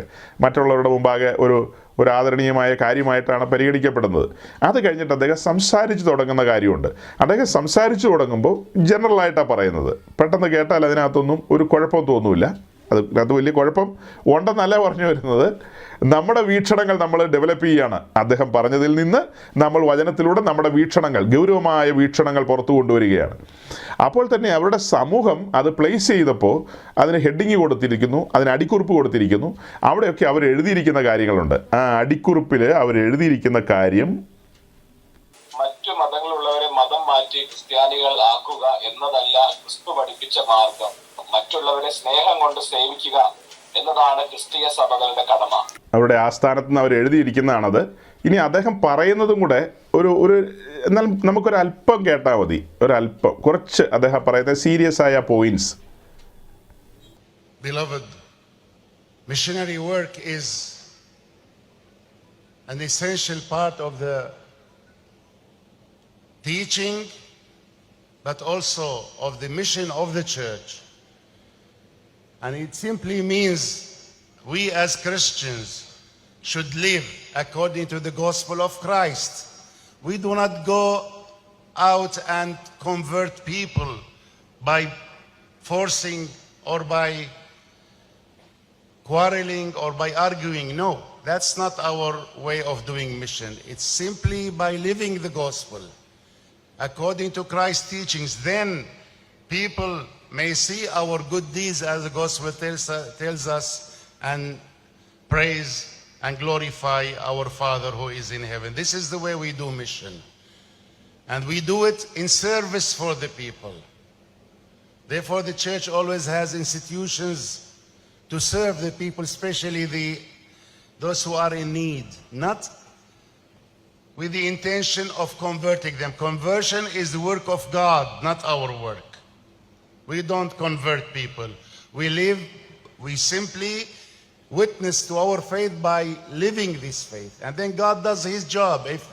If he wills to convert some people or not, that's his job. Our job and our mission is to serve the people. The church was founded in this world that it may serve this world, to make this world a holy world, to sanctify this world. This is what mission is for us. Okay സഹോദരങ്ങളെ, ഇനി തുടർന്ന് ഒരു സാമി സംസാരിക്കുന്നുണ്ട്, പിന്നെ ഒരു മൊസ്ലിയാർ സംസാരിക്കുന്നുണ്ട്. അപ്പോൾ അവരൊക്കെ ഈ മതേതരത്വത്തെക്കുറിച്ചും ഈ ഉന്നതമായ ചിന്തകളും കാഴ്ചപ്പാടുകളെക്കുറിച്ചൊക്കെ പ്രകീർത്തിക്കുകയാണ്. ഓക്കെ, ഞാൻ ഇത് നിങ്ങളെ കാണിച്ചുകൊണ്ട് ഇതിൽ നിന്ന് ചില കാര്യം പറയാനായിട്ട് താല്പര്യപ്പെട്ടത്, ഇതിൻ്റെ പിന്നിൽ ആ വീഡിയോ പോസ്റ്റ് ചെയ്ത അവരുടെ ആ സമൂഹം എഴുതിയ ആ എഴുത്താണ് ആദ്യം വായിച്ച് കേൾപ്പിച്ചത്. ആ എഴുത്തിൽ മറ്റു മതങ്ങളിലുള്ളവരെ മതം മാറ്റി ക്രിസ്ത്യാനികളാക്കുക എന്നതല്ല ക്രിസ്തു പഠിപ്പിച്ച മാർഗം, മറ്റുള്ളവരെ സ്നേഹം കൊണ്ട് സേവിക്കുക എന്നതാണ് ക്രിസ്തീയ സഭകളുടെ കടമ. ഓക്കെ, അപ്പോൾ മറ്റ് മതങ്ങൾ എന്ന് പറയുമ്പോൾ ധാരാളം മതങ്ങളുണ്ട്. ആ കൂട്ടത്തിൽ നമ്മൾ അങ്ങനെ ഒരു പ്രത്യേക മതമായിട്ടൊന്നും ചിന്തിക്കാത്തൊരു മതമാണ് നിരീശ്വര മതം. അതൊരു മതമാണ്, നിരീശ്വര മതം. അപ്പോൾ നിരീശ്വര മതക്കാരുണ്ട്, ചുറ്റും പല മതക്കാരുണ്ട്. അത്തരം ആൾക്കാരൊക്കെ സുവിശേഷം കേട്ട് ദൈവരാജ്യത്തിലേക്ക് വരുന്നതിനെക്കുറിച്ച് അങ്ങനെ ഒരു ചിന്തയൊന്നും അവർക്കില്ല, അങ്ങനത്തെ ഒരു ചിന്തയൊന്നുമില്ല. എന്തുകൊണ്ട് നമ്മൾ ഈ സബ്ജക്റ്റ് പറയാൻ താല്പര്യപ്പെട്ടെന്ന് ചോദിച്ചാൽ, ഇവർ ക്ലെയിം ചെയ്യുന്ന ഒരു ക്ലെയിമുണ്ട്. ക്രിസ്തീയ സഭയുടെ ആസ്ഥാനം ഇവരുടെ കയ്യിൽ, അതിൻ്റെ താക്കോൽ എന്നുള്ള രീതിയിലാണ്. ഇവർ അന്ത്യോക്യയിൽ നിന്ന് വരുന്നു, അവിടെയാണ് ഇതിൻ്റെ എല്ലാം ബേസ് എന്നൊക്കെയാണ് പറഞ്ഞു വരുന്നത്. അപ്പം നമ്മൾ നേരെ കാര്യങ്ങളെ ചിന്തിക്കാൻ അന്ത്യോക്യയിലേക്ക് പോവുക. അന്ത്യോക്യയിലേക്ക് പോയിട്ട് കാര്യങ്ങളെ വിശകലനം ചെയ്യണമല്ലോ. ഇവർ എഴുതി വെച്ച എഴുത്തും ബഹുമാനപ്പെട്ട പാത്രിയാർക്കീസ് ബാവ പറഞ്ഞ കാര്യങ്ങളും, ബാവയും പറഞ്ഞത് ഏതാണ്ട് സമാനമായ കാര്യമാണ്. സമാനമായ കാര്യങ്ങൾ അദ്ദേഹം പറഞ്ഞത്. അതായത് സുവിശേഷ പ്രകാരം നമ്മൾ ജീവിക്കണം, മനുഷ്യരെ സേവിക്കണം, അവർക്ക് കംഫർട്ടായിട്ടുള്ള കാര്യങ്ങൾ ചെയ്തു കൊടുക്കണം. അവരുടെ കംഫർട്ട് എന്ന് വെച്ചാൽ നമ്മൾ അവരെ സേവിക്കുകയും അവർക്ക് വേണ്ടുന്നതായ കൈത്താങ്ങലൊക്കെ കൊടുക്കുകയും, അല്ലെങ്കിൽ എല്ലാ വിധത്തിലും സോഷ്യൽ വർക്കാണ് അദ്ദേഹം ഉദ്ദേശിച്ചത്. ഞാൻ മനസ്സിലാക്കുന്ന അങ്ങനെ, നിങ്ങളെങ്ങനെയാണോ ഉദ്ദേശിച്ചതെന്ന് എനിക്കറിയില്ല. സമൂഹത്തിൽ സോഷ്യൽ വർക്കുകൾ ചെയ്ത് സമൂഹത്തെ ഉദ്ധരിക്കുക, സ്കൂളുകൾ പണിയുക, വിദ്യാഭ്യാസം കൊടുക്കുക, ഹോസ്പിറ്റലുകൾ പണിയുക, മരുന്ന് വെച്ച് കൊടുക്കുക, പിന്നെ അങ്ങനെ ഒത്തിരി കാര്യങ്ങളുണ്ടല്ലോ. ഒത്തിരി കാര്യങ്ങളുണ്ട്. വീട് വേണമെങ്കിൽ വെച്ച് കൊടുക്കാം, തയ്യൽ മെഷീൻ വേണമെങ്കിൽ നമ്മുടെ സഹോദരിമാർക്ക് മേടിച്ചു കൊടുക്കാം, തയ്യൽ പഠിപ്പിക്കാം എന്ന് വേണ്ട, അങ്ങനെ ഒത്തിരി കാര്യങ്ങളുണ്ട് സോഷ്യൽ വർക്കിലൊക്കെ. അങ്ങനെ വഴി കിടക്കുന്നവരെ എടുത്ത് കുളിപ്പിക്കാം, ഒത്തിരി കാര്യങ്ങളുണ്ട്. ഈ വക കാര്യങ്ങളിലൂടെ നമ്മൾ സുവിശേഷപ്രകാരം ഈ ഭൂമിയിലായിരിക്കുക എന്നുള്ളതാണ് അദ്ദേഹം പറഞ്ഞു വരുന്നത്. ആരെയും ഫോഴ്സ്ഫുള്ളി കൺവേർട്ട് ചെയ്യാൻ പാടില്ല. ആരെങ്കിലും ഫോഴ്സ്ഫുള്ളി കൺവേർട്ട് ചെയ്യുന്നുണ്ടോ? തോക്ക് വെച്ചിട്ട് കൺവേർട്ട് ചെയ്യാൻ പോയി കഴിഞ്ഞാൽ അത് കത്തോലിക്ക സഭയിലേക്ക്, വത്തിക്കാനിലേക്ക് തിരിഞ്ഞെന്നാണ് പറയേണ്ടത്. അയ്യോ, ഫ്രാൻസിസ് സേവിയറിനൊന്നും ഇനി അയക്കരുത് കേട്ടോ, ഇന്ത്യയിലേക്ക് അയക്കരുത്, ഗോവയിലുള്ള ജനങ്ങളോട് കൊടുംക്രൂരത ചെയ്യരുതെന്നൊക്കെ വേണമെങ്കിൽ ഒരു മൈക്ക് അങ്ങോട്ട് തിരിച്ചു വെച്ചോ വത്തിക്കാനിലേക്ക്. പക്ഷെ അവിടെ ചെല്ലുമ്പോൾ കവാത്ത് മറന്നു, അവിടെ ഒന്നും ഇതൊന്നും പറയാൻ പറ്റില്ലല്ലോ. ഇത് ജനറലായിട്ടങ്ങ് പറഞ്ഞതേ ഉള്ളൂ. ഫോഴ്സ്ഫുള്ളി നമുക്ക് ഈ ഇന്ത്യ മഹാരാജ്യത്ത് ഫോഴ്സ്ഫുള്ളി നമുക്ക് ആരെങ്കിലും മതം മാറ്റാൻ പറ്റുമോ? ഫോഴ്സ്ഫുള്ളി ക്രിസ്ത്യാനിത്വത്തിലേക്ക് ആരെങ്കിലും കൊണ്ടുവരാൻ പറ്റുമോ? എല്ലാ മനുഷ്യർക്കും വ്യക്തിത്വമുണ്ട്, സുബോധമുണ്ട്. പിന്നെ ചില പ്രലോഭനങ്ങളിൽ ആളുകൾ ചെയ്യുമായിരിക്കും. ഫോഴ്സ്ഫുള്ളി എന്ന് പറയുന്നതും പ്രലോഭനം എന്ന് പറയുന്നതും രണ്ടാണ്. എന്തെങ്കിലും ബെനിഫിറ്റ്സൊക്കെ ഓഫർ ചെയ്തിട്ട് ഞങ്ങളിങ്ങനെ ചെയ്യാം അങ്ങനെ ചെയ്യാമെന്നൊക്കെ പറഞ്ഞ് ചിലരൊക്കെ ചിലപ്പോൾ ചെയ്തിട്ടുണ്ടായിരിക്കാം. അങ്ങനെ ചെയ്തുകൊണ്ട് പ്രയോജനമൊന്നുമില്ല. അങ്ങനെ ബെനിഫിറ്റ് അനുഭവിച്ചവർക്ക് ആ ബെനിഫിറ്റായിട്ടിരിക്കട്ടെ. അവർ ക്രിസ്ത്യാനിത്വത്തിലേക്ക് വന്നിട്ടില്ല, അവർ പഴയ താവളത്തിൽ തന്നെയാണ്, പഴയ ലവണത്തിൽ തന്നെയാണ് നിൽക്കുന്നത്. അപ്പോൾ അവർ പോയി എന്ന് ഓർത്താലും സങ്കടപ്പെടണ്ട. ഏതെങ്കിലും മതത്തിൽപ്പെട്ട ആളുകൾ, നിങ്ങളുടെ കൂട്ടത്തിലുള്ള ആളുകൾ ക്രിസ്ത്യാനിത്വത്തിലേക്ക് പോയി എന്നോർത്ത് ഒരു മനുഷ്യരും കരയരുത്. ഒരിക്കലും അവർ ക്രിസ്ത്യാനിത്വത്തിൽ വന്നിട്ടില്ല. അവർ ആ പഴയ മത സംവിധാനത്തിൽ തന്നെയാണ്. എന്തോ ബെനിഫിറ്റ് അവർക്ക് കിട്ടിയെന്ന് മാത്രമേ ഉള്ളൂ. അത് നല്ല കാര്യമാണല്ലോ. ബെനിഫിറ്റ് മേടിച്ച് പോക്കറ്റ് ഇടാം, പഴയ ലൈഫും തന്നെ നയിക്കുകയും ചെയ്യാം. ക്രിസ്ത്യൻ ലൈഫ് നയിക്കണമെന്നുണ്ടെങ്കിൽ വില കൊടുക്കണം, വില കൊടുത്ത് ഇറങ്ങി വരണം. ഞങ്ങൾ അതിനെക്കുറിച്ച് പ്രസംഗിക്കുന്ന മനുഷ്യരാ, ആ കാര്യങ്ങൾ പഠിപ്പിക്കുന്നവരാ. ചുമ്മാ അങ്ങനെ ഓടിക്കേറിയൊന്നും വരാൻ പറ്റത്തില്ല.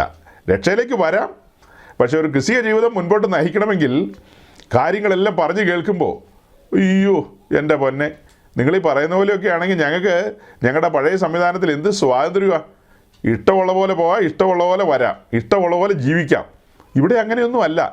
ആത്മാവിനാൽ നടത്തപ്പെടണമെന്നൊക്കെ പറഞ്ഞു കഴിഞ്ഞാൽ അപ്പോൾ പിന്നെ എനിക്ക് സ്വാതന്ത്ര്യമൊന്നുമില്ലെന്ന് ചോദിക്കും.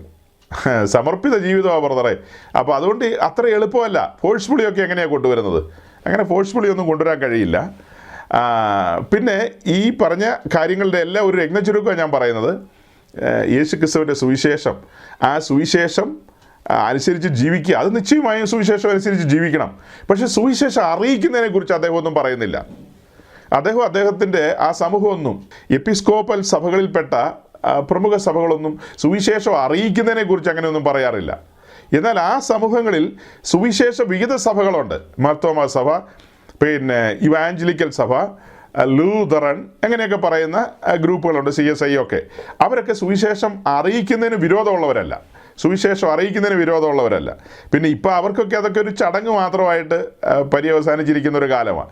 എന്തൊക്കെയോ അറിയിക്കുന്നു എന്ന് മാത്രം, അറിയിക്കേണ്ട രീതിയും കാര്യങ്ങൾക്കൊന്നും അനുസരിച്ച് പ്രാധാന്യം കൊടുത്തുകൊണ്ടല്ല അറിയിക്കുന്നതെന്ന് മാത്രം. ഓക്കെ, പറഞ്ഞു വരുന്നത്, അന്ത്യോക്യയിൽ നിന്ന് വന്ന ഇദ്ദേഹം പറയാണ്, സുവിശേഷം അനുസരിച്ച് ജീവിച്ചാൽ മതി, മനുഷ്യരെ സേവിക്കുക, അവരെ സഹായിക്കുക, അവർക്ക് ആശ്വാസമായി തീരുക എന്നുള്ളത് മാത്രമുള്ളൂ സുവിശേഷത്തിൻ്റെ പിന്നിലുള്ള പ്രഖ്യാപിത ലക്ഷ്യം. മറ്റു മതങ്ങളിൽപ്പെട്ട ആളുകളെ അവരെ ക്രിസ്ത്യാനിത്വത്തിലേക്ക് കൊണ്ടുവരുന്നതിനോടൊക്കെയുള്ള വിയോജിപ്പും അവരവിടെ രേഖപ്പെടുത്തിയിട്ടുണ്ട്. നമ്മൾ ഈ അന്ത്യോക്യ സഭയെക്കുറിച്ച് പഠിക്കുമ്പോൾ അപ്പോസ്തലപ്രവൃത്തി 11-ാം അധ്യായം ഞാൻ തുറന്നു വെച്ചിരിക്കുന്നത്, ആക്ട്സ് ചാപ്റ്റർ 11. അപ്പോസ്തലപ്രവൃത്തി 11-ാം അധ്യായത്തിലേക്ക് നമ്മൾ വരുമ്പോൾ അതിന് മുൻപുള്ള അധ്യായങ്ങളിൽ നമ്മൾ നോക്കിയാൽ യെരുശലേമിലെ സഭ അതങ്ങനെ ശക്തിയോടെ നിൽക്കുകയാണ്. എന്നാൽ യെരുശലേമിൽ വലിയ ഉപദ്രവങ്ങളുണ്ടായി. സ്തേഫാനോസ് നിമിത്തം വലിയ പ്രശ്നങ്ങൾ അവിടെ ഉണ്ടാകുകയാണല്ലോ. സ്തേഫാനോസിൻ്റെ രക്തസാക്ഷിത്വം, ആ സമയത്ത് സഭ വലിയ പീഡനത്തിലൂടെ കടന്നു പോകേണ്ടി വന്നു. അങ്ങനെ ജനമെല്ലാം യെരുശലേമിൽ നിന്ന് അങ്ങ് ചിതറിപ്പോവുകയാണ്. ചിതറിപ്പോയ ആളുകൾ പല ദിക്കുകളിലേക്കും കടന്നുപോയി അവർ സുവിശേഷം അറിയിച്ചു. സുവിശേഷം അറിയിക്കുകയും സുവിശേഷപ്രകാരം ജീവിക്കുകയും ചെയ്തുകൊണ്ടാണ് യെരുശലേമിലും ചുറ്റുപാടിലും അവർക്ക് പീഡനം നേരിടേണ്ടി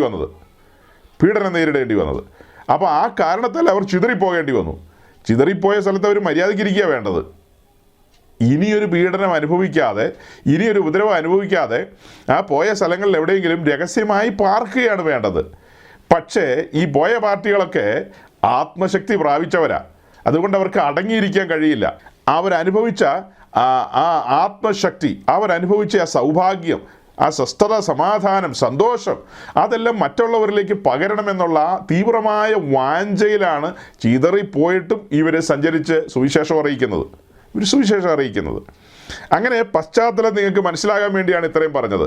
11-ാം അധ്യായത്തിൻ്റെ 19 മുതൽ താഴേക്ക് നമ്മൾ നോക്കുമ്പോൾ, സ്തേഫാനോസ് നിമിത്തമുണ്ടായ ഉപദ്രവം ഹേതുവാൽ ചിതറിപ്പോയവർ യഹൂദന്മാരോടല്ലാതെ മറ്റാരോടും വചനം സംസാരിക്കാതെ ഫൊയ്നിക്യ, കുപ്രോസ്, അന്ത്യോക്യ എന്നീ പ്രദേശങ്ങളിലൂടെ സഞ്ചരിച്ച് അങ്ങനെ മുന്നോട്ട് പോയി. അവരിൽ ചിലർ കുപ്രോസുകാരും കുറേനക്കാരും ഒക്കെയാണെന്ന് വായിച്ചു. അപ്പോൾ അങ്ങനെ ഈ സഞ്ചരിച്ചു വരുന്ന സമയത്ത് അതുവരെ യെരുശലേമിലായിരുന്നു കാര്യങ്ങളുടെ ചുക്കാനിരിക്കുന്നത്. ഇപ്പോൾ യെരുശലേമിൽ നിന്ന് വിശുദ്ധന്മാർ ചിതറിപ്പോയിരിക്കുകയാണ്. അപ്പോൾ തന്നെ അപ്പോസ്തലന്മാരാരും യെരുശലേമിൽ നിന്ന് പോയിട്ടില്ല. അവരെല്ലാം യെരുശലേമിൽ തന്നെയാണ്. അവരെങ്ങും പോയിട്ടില്ല, അവർ അവിടെ തന്നെയുണ്ട്. ബാക്കിയുള്ളവരാണ് ചിതറിപ്പോയത്. അങ്ങനെ ചിതറിപ്പോയവർ സഞ്ചരിച്ച് അവർ അന്ത്യോക്യയോളം എത്തി. അവർ അന്ത്യോക്യ വരെ എത്തി. അപ്പോൾ അതിൻ്റെ 20-ാം വാക്യം നമുക്കൊന്ന് വായിക്കാം. ഷീജു പാസ്റ്റർ 20-ാം വാക്യം ഒന്ന് വായിക്കാം. വേഴ്സ് 20. അവരിൽ ചിലർ കുപ്രോസുകാരും കുറേനക്കാരുമായിരുന്നു. അവർ അന്ത്യോക്യയിലെത്തിയ ശേഷം യവനന്മാരോടും കർത്താവായ യേശുവിനെ കുറിച്ചുള്ള സുവിശേഷം അറിയിച്ചു. 20-ാം വാക്യത്തിലേക്ക് നമ്മൾ വരുമ്പോൾ കാണുന്നത്, ഈ ചിതറിപ്പോയ ആൾക്കാർ അന്ത്യോക്യയിൽ എത്തിയ ശേഷം, അതുവരെ അവർ യഹൂദന്മാരോടാണ് സംസാരിച്ചു പോയത്. ഇവിടെ വന്നപ്പോൾ യഹൂദന്മാരോടും യവനന്മാരോടും, മീൻസ് ജെൻറ്റൈൽസിനോട്, അതായത് ഇസ്രായേൽ പൗരതയോട് ബന്ധമില്ലാത്ത ബാക്കി എല്ലാ ആളുകളെയും കോമൺ ആയിട്ട് വിളിക്കുന്നതാണ് വിജാതീയരെന്നുള്ള പേരിൽ. അവരെന്തെങ്കിലും മോശക്കാരായതുകൊണ്ടല്ല, ആ ജാതിയുമായിട്ട് ചേർച്ചയില്ലാത്ത മറ്റ് ജാതികൾ, അത്തരക്കാരായ ആളുകൾ, ആ ആളുകളോടും ഇവർ സുവിശേഷം അറിയിച്ചു. അതായത് മറ്റ് മതസംവിധാനങ്ങളിലുള്ള ആൾക്കാരാണ് അവർ. ആ കാലഘട്ടത്തിൽ അവിടെ പലവിധമായ മതങ്ങളുണ്ട്. പലവിധമായ മതങ്ങളും ദേവീദേവന്മാരും എന്തെല്ലാം കാര്യങ്ങളാണ് ഉള്ളത്. അവരോടൊക്കെ ഇവർ സുവിശേഷം അറിയിച്ചു. അങ്ങനെ സുവിശേഷം അറിയിച്ച് യഹൂദന്മാരുടെ ഇടയിൽ നിന്നും ഈ ഔട്ട്സൈഡേഴ്സിൻ്റെ ഇടയിൽ നിന്നും ഒക്കെ വിശ്വാസത്തിലേക്ക് വന്ന ആളുകൾ ഒരുമിച്ച് കൂടി ദൈവത്തെ സ്തുതിക്കാനും പ്രാർത്ഥിക്കാനും ആരാധിക്കുവാനും ആരംഭിച്ചു. അങ്ങനെ രൂപം കൊണ്ട ചർച്ചാണ് അന്ത്യോക്യയിലെ സഭയെന്ന് പറയുന്നത്, അല്ലേ? അങ്ങനെയല്ലേ അന്ത്യോക്യയിലെ സഭ രൂപം കൊണ്ടത്? അന്ത്യോക്യയിലെ സഭ എങ്ങനെ രൂപം കൊണ്ടെന്ന് ഞാൻ ഈ അടുത്തിടയ്ക്ക് എൻ്റെ സഞ്ചാരങ്ങളിൽ ചില സഹോദരങ്ങളോട് ചോദിച്ചു. ഒത്തിരി കാലമായിട്ട് വചനം കേൾക്കുന്ന ആളുകളാണ്. അപ്പോൾ എല്ലാവരും തലചൊറിഞ്ഞു. അങ്ങനെ ചൊറിഞ്ഞുകൊണ്ടിരുന്നു എല്ലാവരും അങ്ങനെ ചുമ്മാ ചൊറിഞ്ഞുകൊണ്ടിരുന്നു. എത്രയോ വട്ടം ഇതൊക്കെ പ്രസംഗത്തിൽ പറഞ്ഞിരിക്കുന്ന കാര്യമാണ്. ഇതൊക്കെ ഏത് രാത്രിയിൽ കുലുക്കി വിളിച്ചാലും ഒരു വീഡിയോ സ്ക്രീനിൽ കാര്യങ്ങൾ കാണുന്നത് പോലെ ഈ പ്രോംപ്റ്ററിൽ നോക്കിക്കൊണ്ട് വാർത്ത വായിക്കുന്നവർ വായിക്കുമല്ലോ, നമ്മൾ നോക്കുമ്പോൾ അവർ ഇങ്ങനെ ഇരുന്ന് വായിച്ചുകൊണ്ടിരിക്കുക. പക്ഷെ അവരുടെ മുമ്പിൽ ഒരു സൂത്രം ഇരിപ്പുണ്ട്, അത് നോക്കിക്കൊണ്ട് അവർ വായിക്കുന്നത്. എന്ന് പറഞ്ഞതുപോലെ പറയാൻ പ്രാപ്തരാകണം നമ്മുടെ സഹോദരങ്ങളൊക്കെ, അല്ലേ? ഈ 11-ാം അധ്യായത്തിൻ്റെ പുറയിലേക്കുള്ള അധ്യായങ്ങൾ അതിനെ ഓടിച്ച് നമ്മുടെ ഉള്ളിലേക്ക് കൊണ്ടുവരണം. യെരുശലേമിൽ സഭ ആരംഭിക്കുന്നതും പിന്നീട് ഓരോരോ ഇൻസിഡൻസ്, സ്തേഫാനോസ് നിമിത്തം ഉണ്ടായ ഉപദ്രവം, അങ്ങനെയുള്ള കാര്യങ്ങളെല്ലാം പറഞ്ഞു വന്നിട്ട് പിന്നീട് നമ്മളങ്ങ് പറയണം, പുസ്തകമൊന്നും തുറന്നു നോക്കണ്ട, ഈ 11-ാം അധ്യായത്തിലുണ്ട്, വാക്യം പോലും അറിഞ്ഞില്ലെങ്കിലും സാരമില്ല, ഇങ്ങനെ അങ്ങ് പറയണം. അവിടെ കടന്നു വന്നവർ യഹൂദന്മാരോട് യവനന്മാരോടൊക്കെ സുവിശേഷം അറിയിച്ചു. അങ്ങനെ സകല ആളുകളും സുവിശേഷം കേൾക്കാനിടയായി. അതിൽ കുറേ പേര് പ്രതികരിച്ചു. അവർ ആ സുവിശേഷത്തിനനുസരിച്ച് മുൻപോട്ട് ചുവടുകൾ വെച്ചു. അങ്ങനെ അവിടെ ആരംഭിക്കപ്പെട്ട സഭയാണ് അന്ത്യോക്യയിലെ സഭ.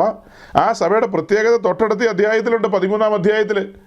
ആ സഭ പ്രാർത്ഥിക്കുന്ന സഭയാണ്, ആരാധിക്കുന്ന സഭയാണ്, പിന്നെ ഉപവസിക്കുന്ന സഭയാണ് അന്ത്യോക്യയിലെ സഭ. അന്ത്യോക്യൻ വിശ്വാസം നീനാൾ വാഴട്ടെ, അങ്ങനെയല്ലേ പറയുന്നത്? അങ്ങനെയൊക്കെയാണ് പറയുന്നത്. എനിക്ക് അടുപ്പമുള്ള ചില സഹോദരന്മാർ അങ്ങനെ പറഞ്ഞു നടന്നതാണ്. എല്ലാവരും സുവിശേഷം കേട്ട് ആ ബന്ധങ്ങളൊക്കെ നീനാൾ വാഴട്ടെ എന്നുള്ളതൊക്കെ മാറിയിട്ട് കർത്താവുമായിട്ടുള്ള ബന്ധത്തിലേക്ക് വന്ന് ഞാനങ്ങ് ഓർത്തുപോയി. അവർ വിളിച്ച മുദ്രാവാക്യേ അതെൻ്റെ ഉള്ളിൽ കിടന്ന് കത്തി. ഭയങ്കര ആവേശത്തിലാണ് വിളിച്ചത്. ആവേശത്തിൽ വിളിച്ച് പോയതിനോട് നമ്മൾ സുവിശേഷം പറഞ്ഞു. സുവിശേഷം അവനെ പിടിച്ചെന്നേ. അന്ത്യോക്യയിലെ യവനന്മാരെ യഹൂദന്മാരെ പിടിച്ചതുപോലെ ഈ മലയാളക്കരയിൽ അന്ത്യോക്യയാണെ കട്ടായം അമ്മയെ കണ്ടു മരിക്കില്ല, അങ്ങനെ എന്നിട്ടൊക്കെ അവരുടെ മറ്റേ പാർട്ടികളോടുള്ള അവരെ ഭീഷണിപ്പെടുത്തുന്ന മുദ്രാവാക്യങ്ങൾ അതൊക്കെ ശരിയാക്കി കളയുമെന്നാണ് പറയുന്നത്. ശരിയാക്കി കളയും, നിന്നെയൊന്നും വീട്ടിൽ തിരിച്ചു വിടില്ലെന്നാണ് പറയുന്നത്. അന്ത്യോക്യൻ വിശ്വാസ സംരക്ഷണ സമിതി എന്നൊക്കെ പറഞ്ഞ് എന്തു ആകട്ടെ, നമ്മൾ പറഞ്ഞു വരുന്നത് എന്താ? അന്ത്യോക്യയിലെ സഭയുടെ ക്വാളിറ്റിയാണ് പറയുന്നത്. ആ സഭ ഉപവസിക്കുന്ന സഭയാണ്, പ്രാർത്ഥിക്കുന്ന സഭയാണ്. ഈ പറയുന്ന കൂട്ടങ്ങളിലൊന്നും ഉപവാസം ഉള്ളതായിട്ട് എനിക്കറിയില്ല. നിങ്ങൾക്ക് ആരെങ്കിലും അറിയാവോ? നോമ്പുള്ളതായിട്ട് അറിയാം. 25 ദിവസം ഇറച്ചി മീനും തിന്നില്ല. ഇപ്പോഴത്തെ അവസ്ഥയിൽ ഇപ്പം എന്തെങ്കിലും നോമ്പുണ്ടോ? ഇപ്പം ഏതാ മാസം? അപ്പോൾ വലിയ നോമ്പ് വരുന്നുണ്ട്, 50 നോമ്പ്. ആ 50 നോമ്പിൽ ഇറച്ചി മീനൊന്നും വീടിൻ്റെ പരിസരത്ത് കൊണ്ടുവരില്ല. വീട്ടിലെ ആണുങ്ങളൊക്കെ തിന്നുമെന്ന് എനിക്ക് തോന്നുന്നത്. ആണുങ്ങളൊക്കെ ഹോട്ടലിലും അതിലേക്ക് പോയി തിന്നും. പിന്നെ സഹോദരിമാരെല്ലാം അവർ നോമ്പ് നോക്കുന്നവരാണോ? അങ്ങനെയല്ല, കുറച്ച് പേരൊക്കെ നോക്കുമായിരിക്കും. പക്ഷെ നോമ്പൊന്നും അല്ല ഇവിടെ നമ്മൾ വായിക്കുന്ന ഉപവാസത്തിൻ്റെ കാര്യമാണ്. ഭക്ഷണമൊക്കെ വെടിഞ്ഞ് ദൈവസന്നിധിയിൽ പ്രാർത്ഥനയോടും കാത്തിരിപ്പോടും ഇരിക്കുന്ന ആ ഒരു ഇരിപ്പിനാണ് ഉപവാസം എന്നൊക്കെ പറയുന്നത്. അതൊന്നും ഈ പറയപ്പെടുന്ന കൂട്ടങ്ങളില്ല. അപ്പോസ്തോലിക പിന്തുടർച്ചയാണ്, കൈവപ്പാണ് എന്നൊക്കെ പറഞ്ഞ് ഗീർവാണം അടിക്കും. പക്ഷേ ഈ പറയുന്ന കാര്യം എന്താ അന്ത്യോക്യൻ സഭയെന്ന് പഠിക്കാത്തത്? ഉപവാസവും പ്രാർത്ഥനയും കാത്തിരിപ്പും. അങ്ങനെ ഇരിക്കുമ്പോൾ അവിടെ ഇടയിൽ നിന്ന് ചിലരെ വേലയ്ക്ക് വേണ്ടി വേർതിരിക്കുന്നു. അതിൽ 2 പ്രധാനികളുടെ പേരാണ് പൗലോസും ബർണ്ണബാസും. അവർ ചുറ്റുപാടുമുള്ള ദേശങ്ങളിലെല്ലാം കടന്നുപോയി സുവിശേഷം അറിയിച്ചു. ഇപ്പം ഇദ്ദേഹം പറഞ്ഞതുപോലെ പൗലോസ് ലുസ്രയിൽ ചെന്ന് അവിടെ മുടന്തനെ സൗഖ്യമാക്കിയത് നമ്മൾ കണ്ടു. അതൊരു മനുഷ്യന് ആശ്വാസം കൊടുക്കുന്ന. അതുപോലെ ദർബയിൽ പോയി, പെർഗയിൽ പോയി. ദർബയിൽ ഒരു സ്കൂൾ സ്ഥാപിച്ചു, പെർഗയിൽ ഒരു ഹോസ്പിറ്റൽ സ്ഥാപിച്ചു. പിന്നെ ഇക്കോന്യയിൽ പോയിട്ട് ഒരു തയ്യൽ മെഷീൻ കേന്ദ്രം സ്ഥാപിച്ചു. അവിടെയുള്ള പെണ്ണുങ്ങളെല്ലാം തയ്യൽ പഠിപ്പിക്കാനായിട്ട്. പൗലോസേ അങ്ങനെയാണോ? അതാണോ ഈ അപ്പോസ്തലന്മാർ ചെയ്തത്? ഇക്കോന്യയിൽ മലങ്കര സഭയുടെ ആഭിമുഖ്യത്തിൽ ഇക്കോന്യയിൽ ഒരു തയ്യൽ മെഷീൻ കേന്ദ്രം, തയ്യൽ മെഷീൻ അല്ലല്ലോ, തയ്യൽ പരിശീലന കേന്ദ്രം അവിടെ ആരംഭിക്കുന്നു. പിന്നെ ലുക്കവോന്യയിൽ പോയിട്ട് അവിടെ ഒരു ക്ലിനിക്ക് ആരംഭിക്കുന്നു. ഇപ്പം നമ്മുടെ കൂടെ നേഴ്സുമാരൊക്കെ ഉണ്ട്, അവരെ വേണമെങ്കിൽ അവിടെ നേഴ്സാക്കിയിട്ട് പൗലോസിൻ്റെ കൂടെ വിടാം. അങ്ങനെയൊക്കെയാണ് വചനത്തിൽ കാണുന്നത്. കടന്നുപോയ സ്ഥലങ്ങളിലൊക്കെ സുവിശേഷം, ദൈവകൃപയുടെ സുവിശേഷം പ്രസംഗിച്ചു, തേജസ്സിൻ്റെ സുവിശേഷം അവിടെ അറിയിച്ചു. അങ്ങനെ ഒരു ഉപദ്രവങ്ങൾ അവർ അനുഭവിച്ചു. പൗലോസ് ഈ സുവിശേഷമൊക്കെ അറിയിച്ച് ഈ കല്ലേറൊക്കെ വരുമ്പോൾ ഈ 5-6 കൂട്ടം തുണിയൊക്കെ ഇട്ടാൽ നിൽക്കുന്നെങ്കിൽ നിശ്ചയമായിട്ടും ആ തുണിയൊക്കെ വെച്ചിട്ട് അതിനെയൊക്കെ തടുക്കാമെന്ന് എനിക്ക് തോന്നുന്നത്. അല്ലെങ്കിൽ തലയിൽ തൊപ്പി എടുത്തിട്ട് പൗലോസ്, നമ്മുടെ കയ്യിൽ ഇവിടെ ഒരു സാധനം ഇല്ലല്ലോ, ആ തൊപ്പി എടുത്തിട്ട് പൗലോസ് ഇങ്ങനെ ഓരോ കല്ലുകൾ വരുമ്പോൾ തൊപ്പിക്കകത്ത് ആ കല്ലുകൾ വീഴും. വലിയ തൊപ്പിയല്ലേ, ആ തൊപ്പിക്കകത്ത് ഇങ്ങനെ വീഴ്ത്താമായിരുന്നു. എൻ്റെ സഹോദരങ്ങളെ 5-6 കൂട്ടം ഉടുപ്പോ തൊപ്പി ഒന്നും ആയിട്ടല്ല പൗലോസ് അവിടെയൊക്കെ സുവിശേഷം അറിയിക്കാൻ പോയത്. ഇതൊക്കെ പിൽക്കാലത്തുണ്ടായ പ്രാക്ടീസുകളാണ്. പാരമ്പര്യം എന്നുള്ള ഓമനപ്പേരിൽ ദൈവവചനത്തിനും അപ്പോസ്തോലിക നടപടിക്രമങ്ങൾക്കും വിരുദ്ധമായി ചെയ്തു കൂട്ടിക്കൊണ്ടുവന്ന കാര്യങ്ങളാണ്. ഓക്കെ, ഞാൻ വചനത്തിലേക്ക് വരാം. അദ്ദേഹം പറഞ്ഞു വന്ന കാര്യങ്ങളനുസരിച്ച് അപ്പോസ്തലന്മാർ ചെയ്ത് അങ്ങനെയല്ല. അവരവിടെ എല്ലാ ജാതികളോടും സുവിശേഷം അറിയിച്ചു. സുവിശേഷം കൈക്കൊണ്ടവരെയെല്ലാം പിതാവിൻ്റെയും പുത്രൻ്റെയും പരിശുദ്ധാത്മാവിൻ്റെയും നാമത്തിൽ മാമോദീസ ഏൽപ്പിച്ചു. അല്ലാതെ അവിടെ യാക്കോബക്കാരൻ്റെ പിള്ളേരെ എല്ലാം മാമോദീസ മുക്കിയത്. അവിടെ അങ്ങനെ ഒരു യാക്കോബായ ഓർത്തഡോക്സ് ഒന്നും ഇല്ല. നമുക്കറിയാം, സുവിശേഷം അറിയിക്കുന്ന ആളുകൾ ദൈവസഭയുടെ ഭാഗമായി അവിടെ കടന്നു ചെന്ന് സുവിശേഷം അറിയിച്ചപ്പോൾ സുവിശേഷം കൈക്കൊണ്ടവരെല്ലാം മാമോദീസായി ഏൽപ്പിച്ചു, സ്നാനത്തിന് വിധേയമാക്കി. അങ്ങനെ സ്നാനപ്പെട്ടവർ സഭയായി ഒരുമിച്ച് വിശുദ്ധ ജീവിതം നയിച്ച് വേർപാടനുഷ്ഠിച്ച് ആ ദേശത്ത് ജ്യോതിസുകളെ പോലെ നിന്നു. അത് കണ്ട നാട്ടാർ പറഞ്ഞു, അതായത് നാട്ടുകാർ പറഞ്ഞെന്ന്, ഇവർ ക്രിസ്ത്യാനികൾ തന്നെയെന്ന്. ക്രിസ്ത്യാനികൾ തന്നെ. യെരുശലേമിൽ ആരംഭിച്ച ആ വലിയ മൂവ്മെൻറ്റ്, യേശുക്രിസ്തുവിനാൽ വീണ്ടും ജനിക്കപ്പെട്ട ഒരു സമൂഹം യെരുശലേമിൽ നിന്ന് ഇങ്ങനെ ചുറ്റോട് ചുറ്റും സഞ്ചരിക്കുന്നുണ്ടല്ലോ, അവരിലൂടെ കൈമാറിയ ഒരു കൈത്തിരി ഈ അന്ത്യോക്യയിലും കത്തി. അങ്ങനെ സ്ഥാപിതമായ സഭ അല്ലേ? ഇപ്പം നമ്മൾ പറഞ്ഞു വരുമ്പോൾ എല്ലാ തുറയിലും പെട്ട ആളുകൾ സഭയുടെ ഭാഗമായി വന്നിട്ടുണ്ട്. 13-ാം അധ്യായത്തിൽ നോക്കുമ്പോൾ ഇടപ്രഭുവായ ഹെരോദാവോടുകൂടെ വളർന്ന മാനായേൻ ചില്ലറ പുള്ളിയല്ല, പുള്ളി മീൻ കച്ചവടക്കാരനൊന്നുമല്ല, പുള്ളി ഒരു ഇടപ്രഭുവിൻ്റെ കൂടെയൊക്കെ വളർന്നതാണ്. അപ്പോൾ ഇടപ്രഭുക്കളുണ്ട്, പെയിൻ്റ് അടിക്കാരുണ്ട്, മീൻ കച്ചവടക്കാരുണ്ട്, ചുങ്കം പിരിക്കുകാരുണ്ട്, ഓട്ടോറിക്ഷ ഓടിക്കുന്നവരുണ്ട്. അന്ത്യോക്യയിലെ സഭയിൽ ഓട്ടോറിക്ഷയോ ഇരിക്കട്ടെ, എല്ലാ സൈസ് ആൾക്കാരും ഉണ്ട് അവിടെ. സകല കൂട്ടത്തിൽപ്പെട്ട ആൾക്കാരും ഉണ്ട്. ഡോക്ടറും കാണും, നഴ്സും കാണും, വക്കീലും കാണും, ഗുമസ്തനും കാണും, എല്ലാ സൈസ് ആൾക്കാരും കാണും. അപ്പോൾ ഇങ്ങനെ ആരംഭിക്കപ്പെട്ടതാണ് യെരുശലേമിലെ സഭ. ഇന്നും ലോകമെമ്പാടും സുവിശേഷം അറിയിച്ച് അങ്ങനെ തന്നെ സഭകൾ ആരംഭിക്കണമെന്ന കർത്താവ് ആഗ്രഹിക്കുന്നത്. അല്ലാതെ ഒരു മൊസ്ലിയാരെ വിളിച്ചോണ്ട് വന്നു, ഇങ്ങേ സൈഡിൽ നിന്ന് ഒരു സാമീനെ വിളിച്ചോണ്ട് വന്നു, നമുക്കൊരു സർവ്വമത സമ്മേളനം അങ്ങ് നടത്തിയേക്കാം, മതേതരത്വം പൂത്തുലയട്ടെ.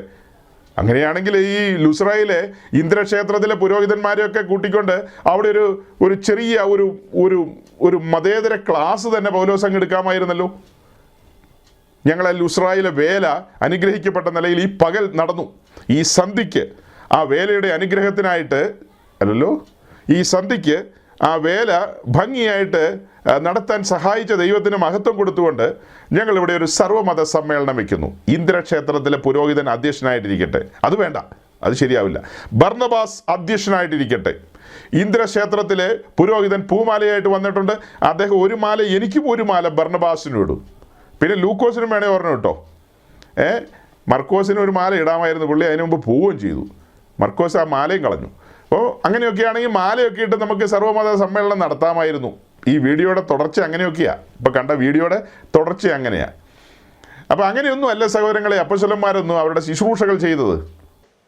ഭഗവാൻ യേശുദേവൻ പറഞ്ഞിട്ടുണ്ട്, എന്താ? The kingdom of heaven is within you. മനുഷ്യൻ്റെ ഉള്ളിലാണ് the kingdom of heaven is within you. ഭഗവാൻ കൃഷ്ണൻ ഗീതയിലും പറഞ്ഞിട്ടുണ്ട്, ഈശ്വര സർവഭൂതാനാം ഹൃദ്ദേശേ അർജുന തിഷ്ഠതി.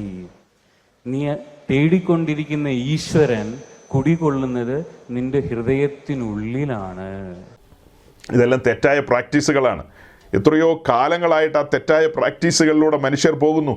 എന്തിനാണ് നമ്മളിതൊക്കെ പ്രസംഗിക്കുന്നത്? വചനത്തിലേക്ക് മടങ്ങി വരാൻ വേണ്ടിയിട്ടാണ്.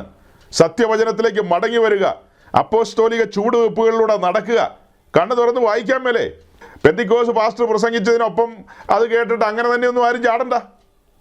സ്വന്തം കണ്ണുകൊണ്ട് നമുക്ക് വായിക്കാമല്ലോ. പൊരുളൊന്ന് തിരിച്ചു തരുന്നതല്ലേ ഉള്ളൂ. ചിന്താമണ്ഡലത്തിൽ ഒന്ന് തൊട്ടുണർത്തുന്നതേ ഉള്ളൂ. നമ്മളിപ്പോൾ ചെയ്യുന്നത് എന്താ? കേൾവിക്കാരുടെ ചിന്താമണ്ഡലത്തിൽ ഒന്ന് തൊട്ടുണർത്തുന്നു. ഈ പോകുന്ന പോക്കെന്ന് പറയുന്നത് ശരിയായ പോക്കല്ലെന്നാണ് ഈ പറയുന്നത്. ശരിയായ പോക്കല്ല. പിന്നീട് അദ്ദേഹം പറഞ്ഞു, മറ്റുള്ളവരോട് കോറൽ ചെയ്യുന്ന കാര്യം, അത് വഴക്കിടുന്ന കാര്യം. നമ്മളാരും വഴക്കിടാൻ പോകാറില്ല. വാദപ്രതിവാദങ്ങളെക്കുറിച്ച്, വാദപ്രതിവാദത്തിൻ്റെ ആവശ്യമില്ല, വഴക്കിൻ്റെ ആവശ്യമില്ല. മറ്റാളുകളോട്, അതായത് എല്ലാവരോടും, ബാങ്ക് വിളിക്കുമ്പോൾ അദ്ദേഹം മിണ്ടാതെ നിന്നല്ലോ, അതുപോലെ എല്ലാ കാര്യങ്ങളോടും സഹകരിക്കുക. അമ്പലത്തിലെ കാര്യങ്ങളോട് സഹകരിക്കുക. എനിക്കറിയാവുന്ന ഒത്തിരി പള്ളികളുണ്ട്. ആ പള്ളികളൊക്കെ ആയിട്ട് ബന്ധപ്പെട്ട് ഈ മതേതരത്വം ഇങ്ങനെ പൂത്തുലഞ്ഞ് നിൽപ്പുണ്ട്.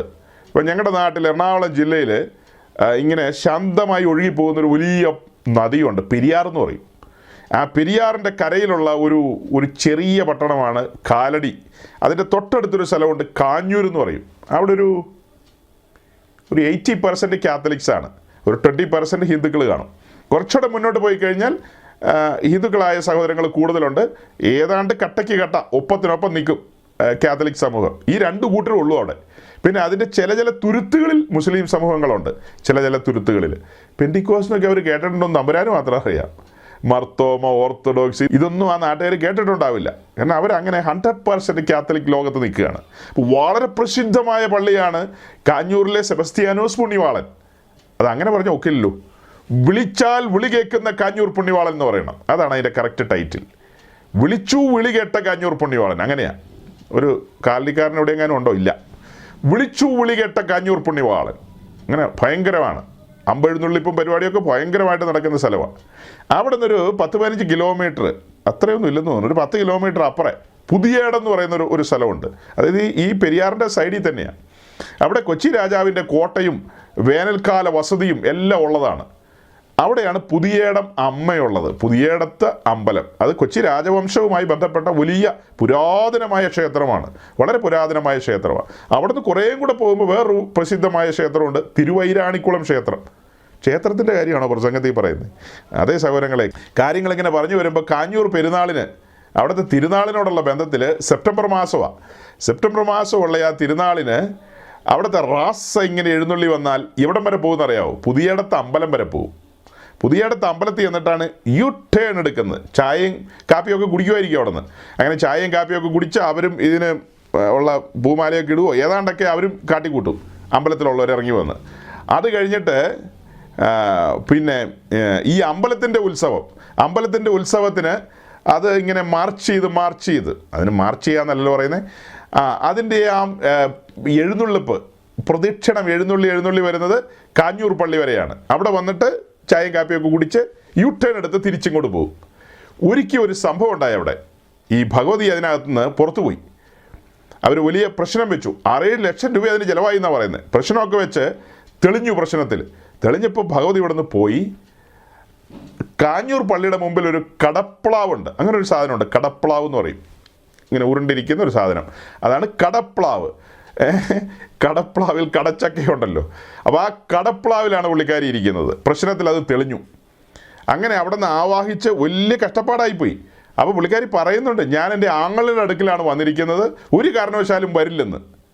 ഞാൻ എൻ്റെ ആങ്ങളുടെ അടുക്കിലാണ് വന്നിരിക്കുന്നത്, ഞാൻ മടങ്ങി വരില്ലെന്ന്. സത്യത്തിൽ ഇതൊക്കെയാണ് മലയാളക്കരയുടെ സൗന്ദര്യം എന്ന് പറയുന്നത്. നോക്കണം, ഇന്ന് ഈ ആൾക്കാർ ഓരോന്ന് പറഞ്ഞ് ചുമ്മാ അടി കൂടുകയാണ്. വർഗീയത പറഞ്ഞും അതും ഇതുമൊക്കെ പറഞ്ഞ്. അതേസമയം പുതിയേടത്ത് അമ്മ കാഞ്ഞൂർ പുണ്യവാളൻ്റെ അടുത്ത് വന്ന്, സ്വന്തം ആങ്ങളുടെ അടുക്ക വന്ന് അവിടെ പാർക്കുന്നു. അപ്പോൾ അന്ന് അവരത് ആ പ്രശ്നം വെച്ച് 6-7 ലക്ഷം രൂപ ചിലവാക്കി. അതിനേതാണ്ട് വേറെ വാക്കുകൾ പറയും, പുനഃപ്രതിഷ്ഠ എന്നോ ഏതാണ്ടൊക്കെ പറയും. അങ്ങനെ അത് തിരിച്ചു കൊണ്ടുപോയത് അതൊന്നും മര്യാദയല്ല ശരിക്കും. അതൊന്നും മതേതരത്തോട് ചെയ്യുന്ന ക്രൂരതയാണ്. ആങ്ങളും പെങ്ങളും കൂടെ അവിടെ ഒരുമിച്ച് വസിക്കുന്ന സമയത്ത് അസൂയാലുക്കളായ ഈ ഭരണസമിതിക്കാർ അതിൻ്റെ കാര്യം വെച്ചിട്ട് പുള്ളിക്കാരിയെ തിരിച്ചു കൊണ്ടുപോകേണ്ട കാര്യമൊന്നുമില്ലല്ലോ. ഓക്കെ, ഞാൻ പറഞ്ഞു വന്നത് ഇങ്ങനെയൊക്കെയാണ് പശ്ചാത്തലം. മതേതരത്വമായി ബന്ധപ്പെട്ട് നമ്മുടെ നാട്ടിലും ഒക്കെ ഇങ്ങനെ ഒത്തിരി കാര്യങ്ങൾ നടക്കുന്നുണ്ട്. പക്ഷേ അപ്പോസ്തോലികമായ കാര്യങ്ങളിലേക്ക് നമ്മൾ തിരിയുമ്പോൾ അപ്പോസ്തലന്മാരൊന്നും ഈ കാര്യത്തിനൊന്നും കൂട്ടുനിന്ന ആൾക്കാരല്ല, ഇങ്ങനെയുള്ള കാര്യങ്ങൾക്കൊന്നും കൂട്ടുനിന്ന ആൾക്കാരല്ല. അപ്പോൾ വാദപ്രതിവാദം, കോറലിംഗ്, ഇങ്ങനെയുള്ള കാര്യങ്ങളൊക്കെ അദ്ദേഹം പറഞ്ഞല്ലോ. അതേസമയം നമ്മൾ പൗലോസിലേക്ക് നോക്കുമ്പോൾ അപ്പോസ്തല പ്രവൃത്തി 17-ാം അധ്യായത്തിലേക്ക് നമുക്ക് തിരിഞ്ഞു നോക്കാം. 17-ാം അധ്യായത്തിലേക്ക് നോക്കുമ്പോൾ പൗലോസിൻ്റെ അരയോപക കുന്നിലുള്ള പ്രസംഗം ആരംഭിക്കുന്നതിന് മുമ്പ് പൗലോസ് അഥേനയിലെത്തുകയാണ്. അഥേനയിൽ പൗലോസ് അവർക്കായി കാത്തിരിക്കുമ്പോൾ നഗരത്തിൽ ബിംബങ്ങൾ നിറഞ്ഞിരിക്കുന്നത് കണ്ട് മനസ്സിന് ചൂട് പിടിച്ചു. അയ്യോ, അഥേന എന്ന് പറയുന്ന ആ പട്ടണത്തിലെ തെരുവുകളിൽ അവിടുത്തെ ജാതീയമായ ക്ഷേത്രങ്ങളുണ്ട്. ആ ക്ഷേത്രങ്ങളിൽ സിയൂസ് ദേവൻ്റെയോ അപ്പോളോയുടെയോ പിന്നെ വേറെ ഉണ്ടല്ലോ കുറേ പുള്ളികൾ, ഇവരുടെയൊക്കെ ബിംബങ്ങളൊക്കെ നിറഞ്ഞിരിക്കുന്നത് കണ്ടിട്ട് പുള്ളിക്കാരന് ഹൃദയത്തിൽ ചൂട് പിടിച്ചിട്ട് അത് ഈ അടുത്തിടയ്ക്ക് ഒരാൾ പറഞ്ഞു, പൗലോസിന് അങ്ങനെ അവിടെ വെച്ച് ചൂട് പിടിക്കേണ്ട ഒരു കാര്യമില്ലെന്ന് ഒരു ഉപദേശി പറഞ്ഞതാ. ഉപദേശി കൺവെൻഷൻ പ്രസംഗാനാ, ചെറിയ പുള്ളിയൊന്നുമല്ല. അദ്ദേഹത്തിൻ്റെ ശിഷ്യന്മാരൊക്കെ ഇടയ്ക്ക് നമ്മുടെ മീറ്റിംഗ് വരാറുമുണ്ട്. അപ്പോൾ പൗലോസിന് അങ്ങനെ അവിടെ വെച്ച് ഹൃദയത്തിന് ചൂട് പിടിച്ചിട്ട് പറയേണ്ടതല്ല സുവിശേഷം എന്ന്. പൗലോസ് സുവിശേഷം പറഞ്ഞെന്നല്ല, ഈ കാഴ്ച കണ്ടപ്പോൾ തൻ്റെ ഹൃദയത്തിന് ചൂട് പിടിച്ചെന്ന് പറഞ്ഞാൽ ഉദ്ദേശം തനിക്കത് ഹൃദയഭാരം തോന്നി. സൃഷ്ടാവായ ദൈവം സൃഷ്ടിച്ച ജനം, ആ ദൈവത്തെ ആത്മാവിൽ ആരാധിക്കേണ്ട ജനമല്ലേ? അവർ വിഗ്രഹങ്ങൾ ഉണ്ടാക്കി വെച്ചിരിക്കുന്നു, ബിംബങ്ങൾ ഉണ്ടാക്കി വെച്ച് അതിനെയൊക്കെ ആരാധിക്കുന്നു. എൻ്റെ ദൈവമേ, ഈ മനുഷ്യർ സത്യമറിഞ്ഞവർ മടങ്ങി വരാൻ ഇടയായിരുന്നെങ്കിൽ എന്നുള്ള ചിന്തയാണ്. അല്ലാതെ ആളുകളെല്ലാം ഉപദ്രവിക്കാൻ പോയി എന്നല്ല ചൂട് പിടിച്ചിട്ട്. ചൂടായി എന്നൊക്കെ നമ്മൾ പറയുമല്ലോ, ആ ചൂടല്ല ഇത്. തൻ്റെ ഹൃദയത്തിലെ ആ ഒരു കത്തലാണ് കാണിക്കുന്നത്, ആ കത്തൽ. ഓക്കെ, അത് കഴിഞ്ഞിട്ട് അതിൻ്റെ 18-ാം വാക്യത്തിലേക്ക് വരുമ്പോൾ, 17-ാം അധ്യായത്തിൻ്റെ 18-ാം വാക്യത്തിലേക്ക് വരുമ്പോൾ, എപ്പിക്കൂര്യരും സ്റ്റോയിക്കരും ആയ തത്വജ്ഞാനികൾ ചിലർ അവനോട് വാദിച്ചു. ഈ വിടുവായൻ എന്ത് പറയുവാൻ പോകുന്നു എന്ന്. ചിലരും അവൻ യേശുവിനെയും പുനരുത്ഥാനത്തെയും പ്രസംഗിക്കൊണ്ട്, അയ്യോ, യേശുവിനെയും പുനരുത്ഥാനത്തെയൊക്കെ അരയോവ കുന്നി നിന്ന് പ്രസംഗിച്ചെന്ന്. പക്ഷെ നമ്മുടെ പാത്രിയാർക്കീസൊന്നും അങ്ങനെ ഒരു സ്ഥലത്തും പോയി പ്രസംഗിച്ച് നമ്മൾ കേൾക്കാറില്ല. മുസ്ലിയാരും മൊല്ലാക്കിയൊക്കെ ഇരിക്കുമ്പോൾ മുസ്ലിയാരുടെ ആത്മാവിനും വിലയില്ലേ? സ്വാമിയുടെ ആത്മാവിനും വിലയുണ്ട്. യേശു ക്രിസ്തുവിനെ സ്വന്തം രക്ഷിതാവും കർത്താവുമായി സ്വീകരിച്ചാൽ നിത്യത ഉറപ്പാക്കാമെന്നുള്ളതാണ് ക്രിസ്തീയ വിശ്വാസം. പക്ഷേ അവരൊക്കെ അവർ ആയിരിക്കുന്ന ഇടങ്ങളിൽ അതാത് ദേവീദേവന്മാരെ ആരാധിച്ച് സേവിച്ചും ഒക്കെ പൊയ്ക്കോട്ടെ എന്നാണ് ഇവർ പറയുന്നത്. അപ്പോൾ സുവിശേഷം അറിയിച്ച് അവർ അടിവെച്ച് തരും, അത് വേറെ കാര്യം. മുസ്ലിയാരോടും സ്വാമിയോടും ഒക്കെ സുവിശേഷം പറഞ്ഞാൽ യേശു ക്രിസ്തുവിനെയും പുനരുത്ഥാനത്തെയും കുറിച്ച്, അങ്ങനെയല്ലേ? അതെ, യേശു ക്രിസ്തുവിനെയും പുനരുത്ഥാനത്തെയും പ്രസംഗിക്കുന്ന, പുനരുത്ഥാനത്തെക്കുറിച്ച് നല്ല വ്യക്തതയുള്ള ആളാണ് പൗലോസ്. അതായത് ആലുവ പുഴയിൽ മുങ്ങിയോ, വർക്കല കടപ്പുറത്ത് മുങ്ങിയോ, പിന്നെ തിരുവല്ലത്ത് മുങ്ങിയോ, അങ്ങനെ ഒന്നും മുങ്ങിയിട്ട് കാര്യമില്ല. കാക്കയെ വിളിച്ചിട്ട് കാര്യമില്ല, പിന്നെ അനത ചൊല്ലിയിട്ട് കാര്യമില്ല, ഉപ്പീസ് ചൊല്ലിയിട്ട് കാര്യമില്ല. ഇങ്ങനെയുള്ള കാര്യങ്ങളിലൊന്നും അല്ല കാര്യം ഇരിക്കുന്നത്. രക്ഷിക്കപ്പെട്ട് സ്നാനപ്പെട്ട് കൃപയിൽ നിൽക്കണം, അങ്ങനെ വിശുദ്ധ ജീവിതം നയിച്ച് നിത്യത ഉറപ്പാക്കണം. ഇതാണ് ക്രിസ്തീയ സന്ദേശം. സിമ്പിളാണ്. ആ സിമ്പിൾ സന്ദേശം പറഞ്ഞ അടി ഉറപ്പാണ്. അത് ഈ ആളുകളോട് നേരിട്ട് അങ്ങനെ പറയുമ്പോൾ അവർ തട്ടും മുട്ടുമൊക്കെ വെച്ച് കൊടുക്കും, വേണേൽ തൊപ്പിയൊക്കെ ഊരിയെടുക്കും. ഈ 5-6 കൂട്ടം ഉടുപ്പൊക്കെ അതിൽ 1-2 ഒക്കെ അവർ ഊരിയെടുക്കും. അത് കഴിയാത്തത് കൊണ്ടാണ് ഇവർ മതേതരത്വം പൂത്തൊലയട്ടെ എന്നും പറഞ്ഞ് മിണ്ടാതിരിക്കുന്നത്. പക്ഷെ നമ്മൾ ഒരു കാര്യം ഓർക്കണം, ഇവിടുത്തെ മതേതര സംവിധാനങ്ങൾക്കൊന്നും എതിരല്ല കേട്ടോ. നമ്മുടെ വീക്ഷണം അനുസരിച്ച് ഇത് ഈ ഇന്ത്യ മഹാരാജ്യം, നമ്മൾ ജീവിക്കുന്ന രാജ്യം അതാണല്ലോ, ആ രാജ്യത്തെക്കുറിച്ച് പറയാം. ഈ രാജ്യം ഇവിടുത്തെ ഹിന്ദുക്കൾക്കും മുസ്ലിങ്ങൾക്കും ക്രിസ്ത്യാനികൾക്കും നിരീശ്വരവാദികൾക്കും സിഖുകാർക്കും എല്ലാവർക്കും ഉള്ളതാണ്.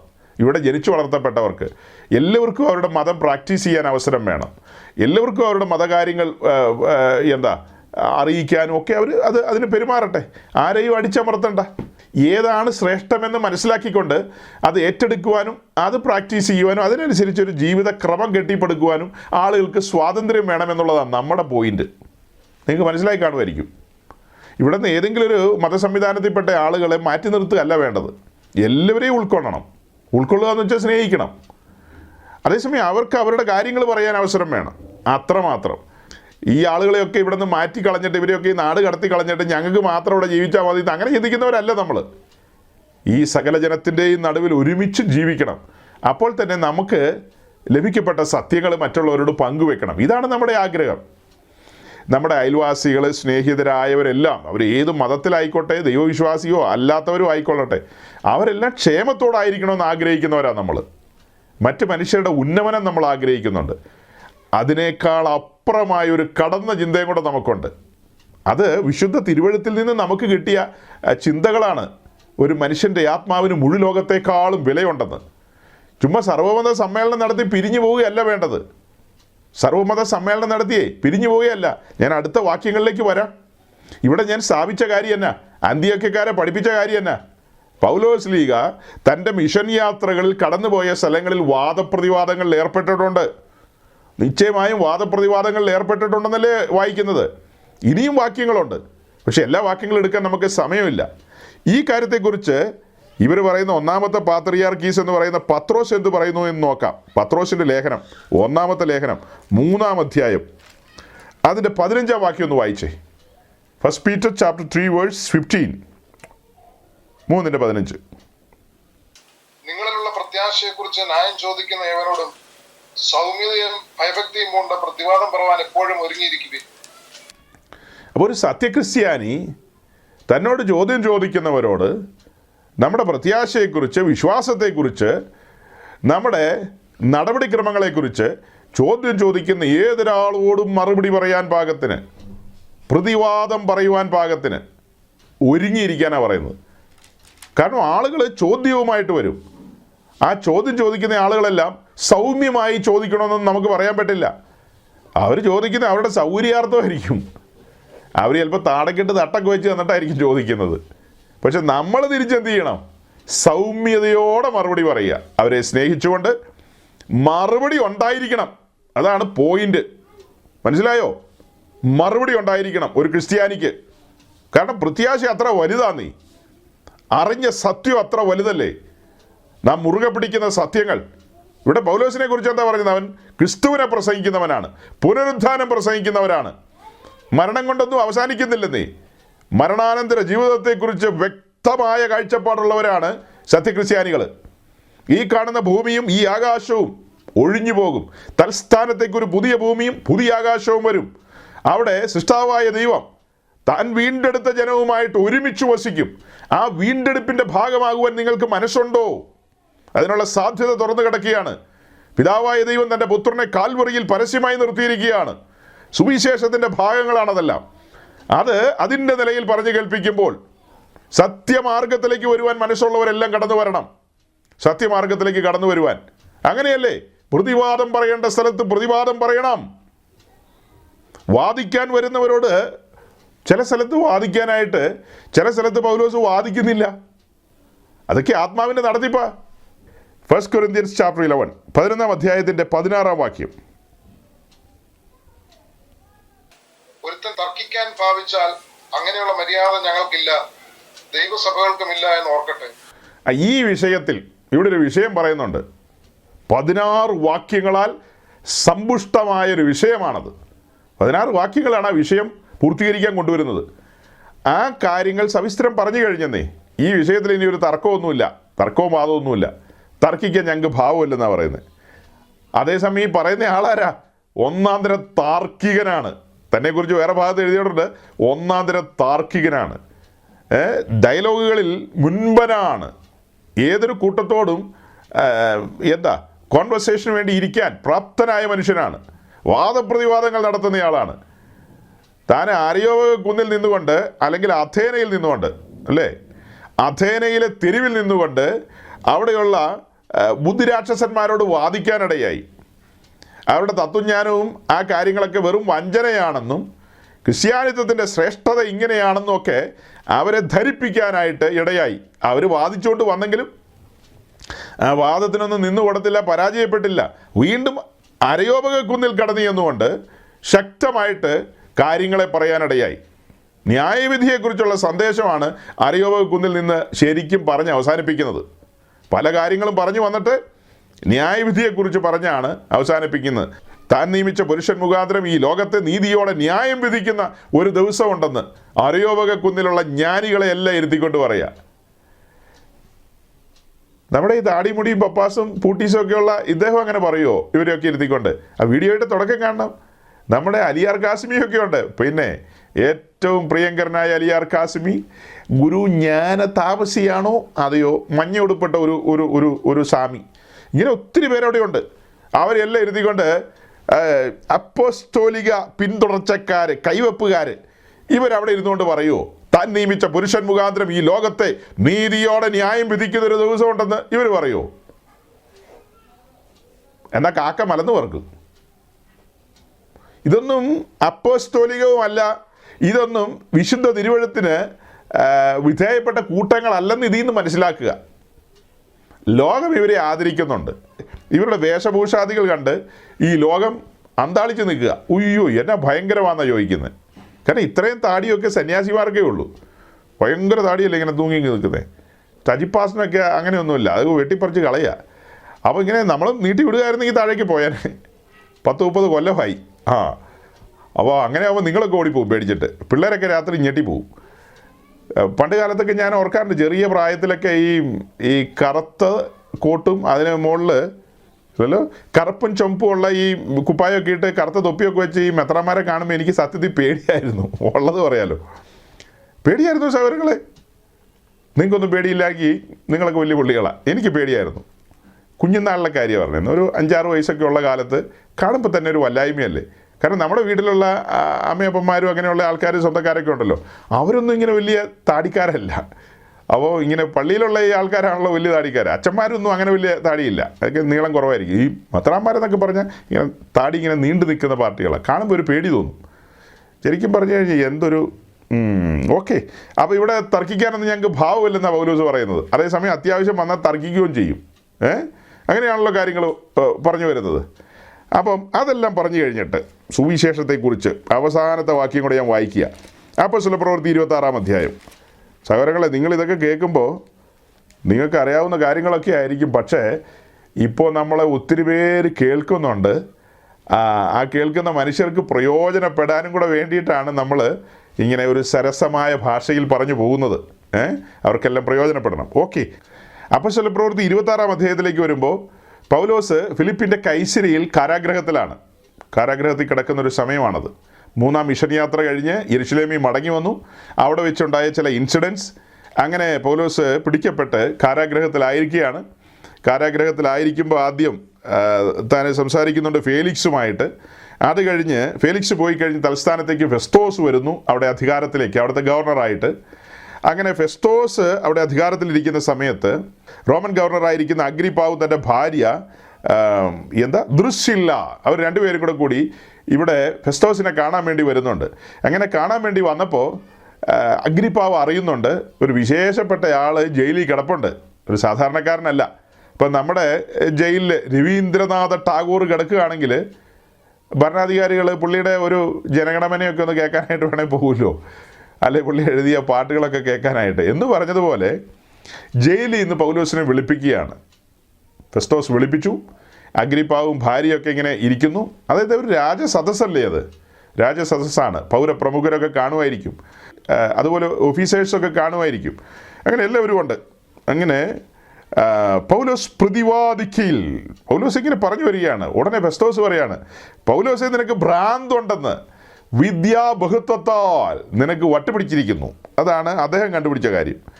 അതിന് പൗലോസ്, രാജശ്രീ ഫെസ്തോസേ, എനിക്ക് ഭ്രാന്തില്ല. സാധാരണ ഭ്രാന്തുള്ളവർ ഭ്രാന്തില്ലെന്ന് പറയും. ഇവിടെ അങ്ങനെയല്ല. ഇവിടെ പൗലോസ് പറയാണ്, എനിക്ക് ഭ്രാന്തില്ല. പിന്നെയോ, ഞാൻ സത്യവും സുബോധവുമായ വാക്കത്രേ സംസാരിക്കുന്നത്. അങ്ങനെ കാര്യങ്ങൾ പറഞ്ഞു വന്നു കഴിഞ്ഞിട്ട് അഗ്രിപ്പാവ് കേട്ടുകൊണ്ടിരിക്കുകയാണല്ലോ. അഗ്രിപ്പാവ് മറുപടി പറയുകയാണ്. അഗ്രിപ്പാവിൻ്റെ മറുപടി 28-ാം വാക്യം വായിച്ചേ. 28-ാം വാക്യം 28, 29 ചേർത്ത് വായിച്ചോ. അഗ്രിപ്പ പൗലോസിനോട്, ഞാൻ ക്രിസ്ത്യാനിയായി തീരുവാൻ നീ എന്നെ അല്പം കൊണ്ട് സമ്മതിപ്പിക്കുന്നു എന്ന് പറഞ്ഞു. അതിന് പൗലോസ്, നീ മാത്രമല്ല, ഇന്നെന്റെ പ്രസംഗം കേൾക്കുന്നവരെല്ലാവരും അല്പം കൊണ്ടാകട്ടെ അധികം കൊണ്ടാകട്ടെ ഈ ചങ്ങല ഒഴികെ എന്നെ പോലെ ആകണമെന്ന് ഞാൻ ദൈവത്തോട് അപേക്ഷിക്കുന്നു എന്ന് പറഞ്ഞു. ഇതൊക്കെ ചരിത്രപ്രസിദ്ധമായ സ്റ്റേറ്റ്മെൻറ്റുകളാണ്. ക്രിസ്തീയ ചരിത്രത്തിൽ പ്രകമ്പനം കൊള്ളിക്കുന്ന വാക്കുകളാണിത്. ഇന്നയോളം ഇതുപോലെ ആരാ പറഞ്ഞിരിക്കുന്നത്? ഭരണാധികാരികളുടെ മുമ്പിൽ, റോമൻ അധികാരികളുടെ മുമ്പിൽ, ചുമ്മാ നമ്മുടെ നാട്ടിലെ ശക്തൻ തമ്പുരാൻ്റെ മുമ്പിലൊന്നും അല്ല കേട്ടോ. റോമൻ ഭരണാധികാരികളുടെ മുമ്പിൽ ചങ്ങലകളാൽ ബന്ധിക്കപ്പെട്ട മനുഷ്യൻ, താൻ ബന്ധനസ്ഥനാണ്. ബന്ധനത്തിലിരിക്കുന്ന മനുഷ്യൻ മറുപടി പറയുന്നതാണ് കേൾക്കുന്നത്. എന്താ പറയുന്നത്? ഞാൻ ക്രിസ്ത്യാനിയായി തീരുവാൻ നീ എന്നെ അല്പം കൊണ്ട് സമ്മതിപ്പിക്കുന്നു എന്ന് പറഞ്ഞു. അതായത് പൗലോസിൻ്റെ പ്രസംഗമൊക്കെ കേട്ട് കഴിഞ്ഞാൽ ഒളിഞ്ഞും തെളിഞ്ഞും അഗ്രിപ്പാവും ഭാര്യയൊക്കെ സത്യവിശ്വാസത്തിലേക്ക് വരണം. എന്തിനാ ആയുസ് പാഴാക്കുന്നത്? ഒരായുസല്ലേ ഉള്ളൂ. തീ പോയി കിടക്കേണ്ട കാര്യമൊന്നുമില്ലല്ലോ. ഇപ്പം സിംഹാസനത്തിലാണ് ഇരിക്കുന്നെങ്കിലും പിന്നത്തേതിൽ വെള്ളസിംഹാസനത്തിന് മുമ്പാകെ വരേണ്ടി വരും അഗ്രിപ്പാവേ എന്നാണ് പറഞ്ഞു വരുന്നതൊക്കെ അങ്ങനെയാണ്. അങ്ങനെ കാര്യങ്ങളെല്ലാം പറഞ്ഞു വന്നു കഴിഞ്ഞപ്പോൾ ആ പുള്ളി പറയുന്നത്, നീ അല്പം കൊണ്ട് എന്നെ സമ്മതിപ്പിക്കുന്നു, ക്രിസ്ത്യാനിയായി തീരുവാൻ നീ എന്നെ സമ്മതിപ്പിക്കുകയാണ്, നിൻ്റെ ഉദ്ദേശം അതാണെന്ന് എനിക്ക് മനസ്സിലാകുന്നു. അതിന് പൗലോസിൻ്റെ മറുപടി, അതാ ഞാൻ പറഞ്ഞത്, ചരിത്രത്തെ കീറിമുറിച്ച മറുപടിയാണത്. എന്താ മറുപടി? അതിന് പൗലോസ്, നീ മാത്രമല്ല, ഇന്നെൻ്റെ പ്രസംഗം കേൾക്കുന്നവർ എല്ലാവരും അല്പം കൊണ്ടാകട്ടെ അധികം കൊണ്ടാകട്ടെ ഈ ചങ്ങല ഒഴികെ എന്നെപ്പോലെയാകണം എന്ന് ഞാൻ ദൈവത്തോട് അപേക്ഷിക്കുന്നു എന്ന് പറഞ്ഞു. നീ മാത്രമല്ലെന്നേ, നിന്റെ തൊട്ടടുത്തിരിക്കുന്ന പെമ്പിളയുണ്ടല്ലോ ദൃശ്യില്ല, അവളും മാത്രമല്ല, ഇവിടെ കൂടിയിരിക്കുന്ന സകല മനുഷ്യരും, എൻ്റെ ശബ്ദപരിധിക്കുള്ളിൽ നിൽക്കുന്ന എല്ലാവരും എന്നെപ്പോലെ ക്രിസ്ത്യാനിയാകണം, സത്യക്രിസ്ത്യാനിയാകണം. നിങ്ങൾ നിങ്ങളുടെ നിത്യത ഉറപ്പിക്കണം, നിങ്ങൾ ദൈവസ്നേഹം അനുഭവിക്കണം, സൃഷ്ടാവിലേക്ക് മടങ്ങി വരണം, ജീവനുള്ള ദൈവത്തോട്, നീതിപതിയായ ന്യായാധിപതിയോട് നിരന്നുകൊള്ളണം. എൻ്റെ സന്ദേശം അതാണെന്നേ. അഗ്രിപ്പാവിന് കാര്യം മനസ്സിലായി. അഗ്രിപ്പാവ് പറയുകയാണ്, എന്നെ നീ ക്രിസ്ത്യാനിയാക്കാൻ നോക്കുകയാണോ എന്ന്. ചിരിച്ചുകൊണ്ടാണോ പറഞ്ഞതെന്ന് എനിക്കറിയില്ല. മറുപടി ഗൗരവമാണ്. നീ മാത്രമല്ല, ഈ ആളുകളെല്ലാം ക്രിസ്തീയ വിശ്വാസത്തിലേക്ക് വരണം. അപ്പം നമ്മളിപ്പോൾ കണ്ട വീഡിയോയിൽ അദ്ദേഹം പറയുന്നതും പിന്നെ അവർ എഴുതിയ ആ തലക്കെട്ടും അത് ഇതൊക്കെയായിട്ട് പൊരുത്തപ്പെടുന്നുണ്ടോ സഹോദരങ്ങളെ? ഈ പറയപ്പെടുന്ന വലിയ നൂറ്റാണ്ടുകളുടെ പാരമ്പര്യം പേറുന്ന ആളുകളാണ് അവർ. പാരമ്പര്യം പേറുന്ന ആളുകൾക്ക് ഈ കാര്യത്തെക്കുറിച്ച് എന്തെങ്കിലും ഗ്രാഹ്യമുണ്ടോ? ഗ്രാഹ്യമില്ലെന്നുള്ളതാണ് വചനത്തിൽ നിന്ന് നമ്മൾ തെളിയിച്ചത്. ഇപ്പം നമ്മൾ അവരുടെ ആസ്ഥാനങ്ങളിലൊന്നും പോയി അല്ലത് പ്രസംഗിക്കുന്നത്. നമ്മുടെ ഇടയിലുള്ള സഹോദരങ്ങൾ മനസ്സിലാക്കണം, സ്വർഗത്തിലെ ദൈവം നമുക്ക് വചനം വെളിപ്പെടുത്തി തരുന്ന ആ വഴികൾ മനസ്സിലാക്കണം. ഈ കാര്യത്തെക്കുറിച്ചുള്ളൊരു പിക്ചറല്ലേ നമ്മുടെ മുമ്പിൽ തുറന്നു കിട്ടുന്നത്. അവർ പറഞ്ഞ ആ കാര്യങ്ങൾക്ക് ബദൽ നമ്മൾ വചനത്തിലേക്ക് നോക്കുമ്പോൾ ആദിമസഭയുടെ സ്വഭാവമാണ് നമുക്ക് വെളിപ്പെടുന്നത്. ആ ആദിമസഭയുടെ സ്വഭാവം കാഹളം ധ്വനിക്കുന്നത് വരെ ദൈവസഭയ്ക്ക് ഉണ്ടായിരിക്കണം. മനസ്സിലായോ? ആദിമസഭയുടെ പ്രാക്ടീസ് എങ്ങനെയായിരുന്നോ, അതിൻ്റെ നേച്ചർ എങ്ങനെയായിരുന്നോ, അങ്ങനെ തന്നെയായിരിക്കണം കാഹളം ധ്വനിക്കുമ്പോഴും. ഇന്നലെ ഞാൻ പറഞ്ഞൊരു കാര്യമുണ്ട്. നമ്മൾ അപ്പോസ്തല പ്രവൃത്തിയിലും ലേഖനങ്ങളിലൂടെയൊക്കെ സഞ്ചരിക്കുമ്പോൾ അപ്പോസ്തലന്മാരുടെയും അതുപോലെ വിശുദ്ധന്മാരുടെയൊക്കെ പ്രസംഗത്തിൻ്റെ രീതികളുണ്ട്, അതിൻ്റെ പാറ്റേൺസ് ഇതിനകത്തുണ്ട്. ആ പ്രസംഗങ്ങളിലൊക്കെ നമ്മൾ നോക്കിക്കഴിഞ്ഞാൽ ഇന്നത്തെ പെന്തിക്കോസ് പാസ്റ്റർമാർ പറയുന്ന പോലത്തെ പ്രസംഗമാണോ ബൈബിളിലുള്ള പ്രസംഗം?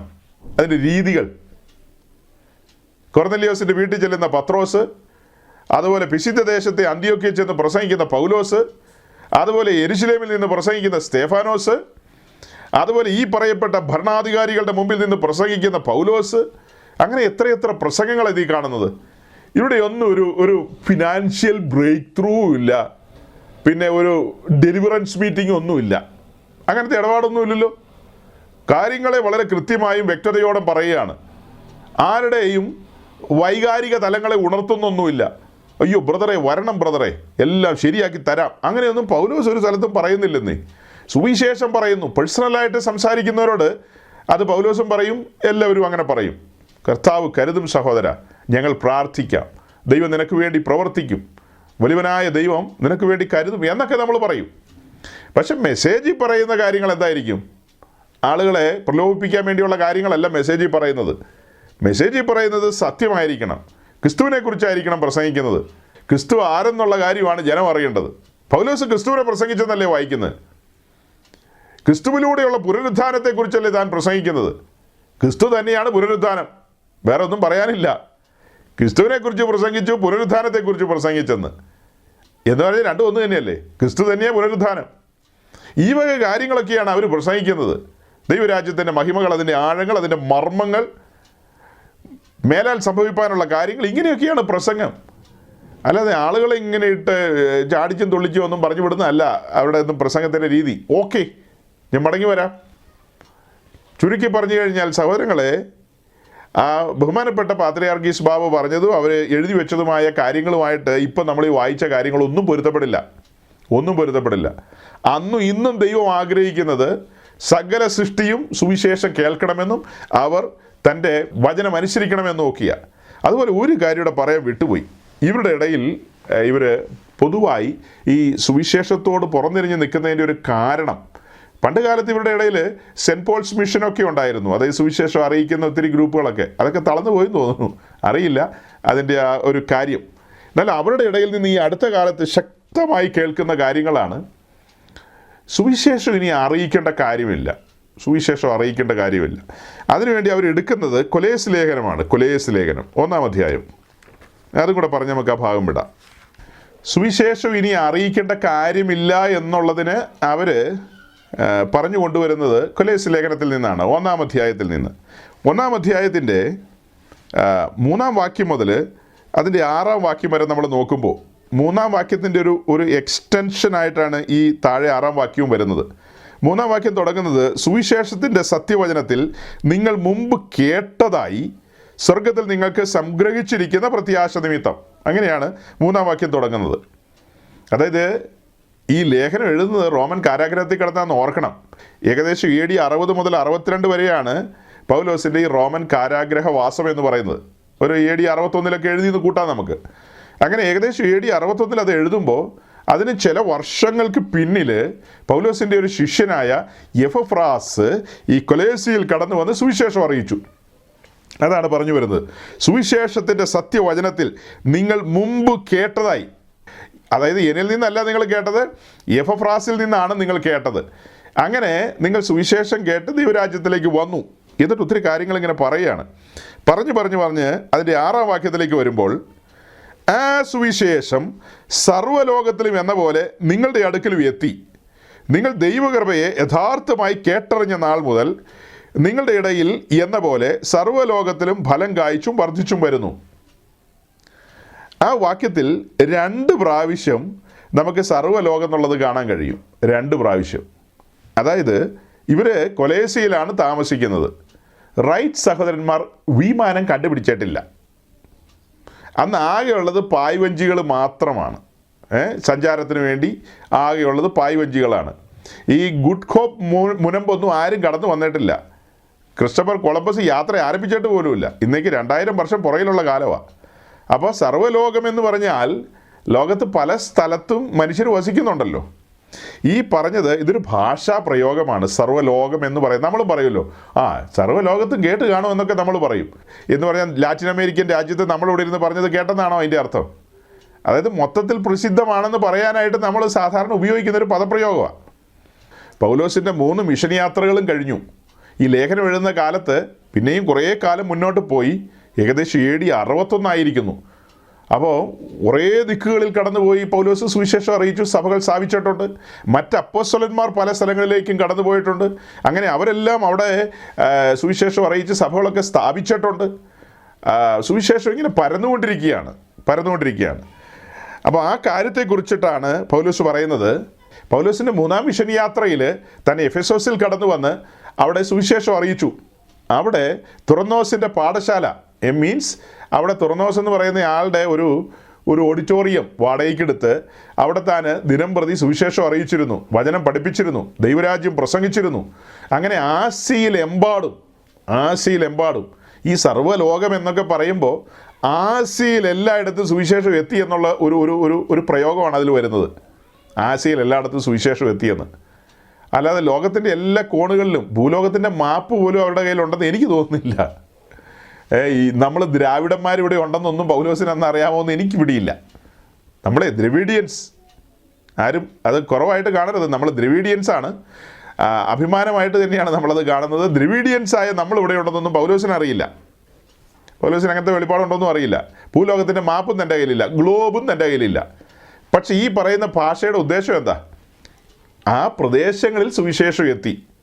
കാരണം ഈ തുറന്നോസിൻ്റെ പാഠശാലയിൽ അതിന് അപ്പോസ്തല പ്രവൃത്തിയിൽ വാക്യമുണ്ട് നമുക്ക്. ആസ്യ മുഴുവനുമുള്ള ആളുകൾ ഇത് കേൾക്കാനിടയായിന്ന്. അങ്ങനെ ആ കേൾവിക്കാരുടെ കൂട്ടത്തിൽ ഒരുവനാണ് എപ്പഫ്രാസ്. ഇത് കേട്ടിട്ട് കൊലേസിയിൽ വന്ന് സുവിശേഷം അറിയിച്ചു, സഭ സ്ഥാപിച്ചു. അങ്ങനെ പലരും പല ദിക്കിലും കടന്നുപോയി സുവിശേഷം അറിയിച്ച് സഭകൾ സ്ഥാപിച്ചിട്ടുണ്ട്. അത് വെച്ചിട്ടാണ് പൗലോസ് പറയുന്നത്, ആ സുവിശേഷം സർവ്വലോകത്തിലും എന്ന പോലെ നിങ്ങളുടെ അടുക്കലും എത്തി.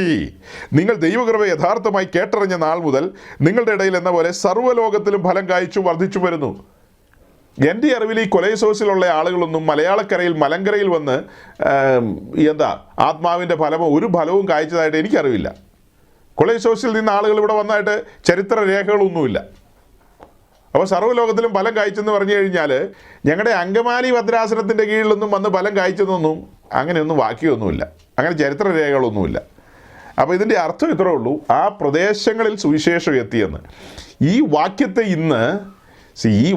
ഇന്ന് ഇവർ വ്യാഖ്യാനിക്കുന്നതും ദുർവ്യാഖ്യാനം ചെയ്യുന്നത് എങ്ങനെയാണെന്ന് അറിയാമോ? നടുങ്ങിപ്പോവും നമ്മൾ. സുവിശേഷം ആദ്യ നൂറ്റാണ്ടിൽ തന്നെ എല്ലായിടത്തും എത്തി. ഇനി സുവിശേഷം അങ്ങനെ അറിയിക്കേണ്ട കാര്യമില്ലെന്ന് പെന്തിക്കോസുകാരെ അപമാനിക്കാൻ വേണ്ടി പറയുന്നതാണ്. നിങ്ങളിങ്ങനെ വഴിനീളം നടന്ന് മതം മാറ്റവും പിന്നെ സുവിശേഷം അറിയിക്കലും ആളുകളെല്ലാം പിടിച്ചു കൂട്ടലല്ലേ നിങ്ങളുടെ പണിയെന്നാണ് ഇവർ പറഞ്ഞു വരുന്നത്. അതിന് സപ്പോർട്ടായിട്ട് എടുക്കുന്ന വാക്യങ്ങളാണിത്. ഞാൻ ഈ ദിവസങ്ങളിൽ ഈ കാത്തലിക് ഓർത്തഡോക്സ് സംഭവങ്ങളിലുള്ള ധാരാളം സഹോദരങ്ങളോട് സംസാരിക്കാറുണ്ട്. അവർ ഓരോ വാക്യങ്ങളൊക്കെ വ്യാഖ്യാനിക്കുന്നത് കേൾക്കുമ്പോൾ നമ്മൾ ആന്താൻ വിട്ടു പോകും. ദൈവമേ, പത്രോസോ പൗലോസോ കേട്ട് കഴിഞ്ഞാൽ എന്ത് കൈ കിട്ടിയാലും അതെടുത്ത് അടി വെച്ച് കൊടുക്കും. ആ രീതിയിലുള്ള വ്യാഖ്യാനങ്ങളാണ് പറയുന്നത്. സ്വപ്നത്തിൽ ചിന്തിക്കാൻ പറ്റാത്ത കാര്യങ്ങളാണ് വ്യാഖ്യാനിക്കുന്നത്. ഈ വ്യാഖ്യാനം കേട്ടിട്ട് നിങ്ങൾക്ക് എന്താ തോന്നുന്നത്? സഹോദരങ്ങളെ, ഈ വ്യാഖ്യാനം ലോക തോൽവിയാണ്, സർവ്വലോക തോൽവിയാണ്. കാഹളം ധ്വനിക്കുന്നത് വരെ സുവിശേഷം അറിയിക്കണം. നമുക്ക് എത്തിപ്പെടാൻ കഴിയുന്ന ദിക്കുകളിലെല്ലാം എത്തി സുവിശേഷം അറിയിക്കണം. അതാണ് ദൈവത്തിൻ്റെ നിർണയം. അതിനായിട്ടാണ് നമ്മെ ഈ ഭൂമിയിലാക്കി വെച്ചിരിക്കുന്നത്. സഭ ഈ ഭൂമിയിലായിരിക്കുന്നത് എന്തിനു വേണ്ടിയിട്ടാണ്? ദൗത്യ നിർവഹണത്തിന് വേണ്ടിയിട്ടാണ്. സുവിശേഷം അറിയിക്കേണ്ടതാണ്. സഭയ്ക്ക് ഒത്തിരി ഉത്തരവാദിത്തങ്ങളുണ്ട്. അതിൽ ഏറ്റവും പ്രധാനപ്പെട്ട ഒരു ഉത്തരവാദിത്വമല്ലേ സുവിശേഷം അറിയിക്കുക എന്നുള്ളത്. സുവിശേഷം അറിയിക്കുക എന്നുള്ളത്. അപ്പോൾ ഇവർ ഈ പറയുന്ന വാദഗതികളൊക്കെ ഖണ്ഡിക്കപ്പെടുന്ന കാര്യങ്ങളാണ്.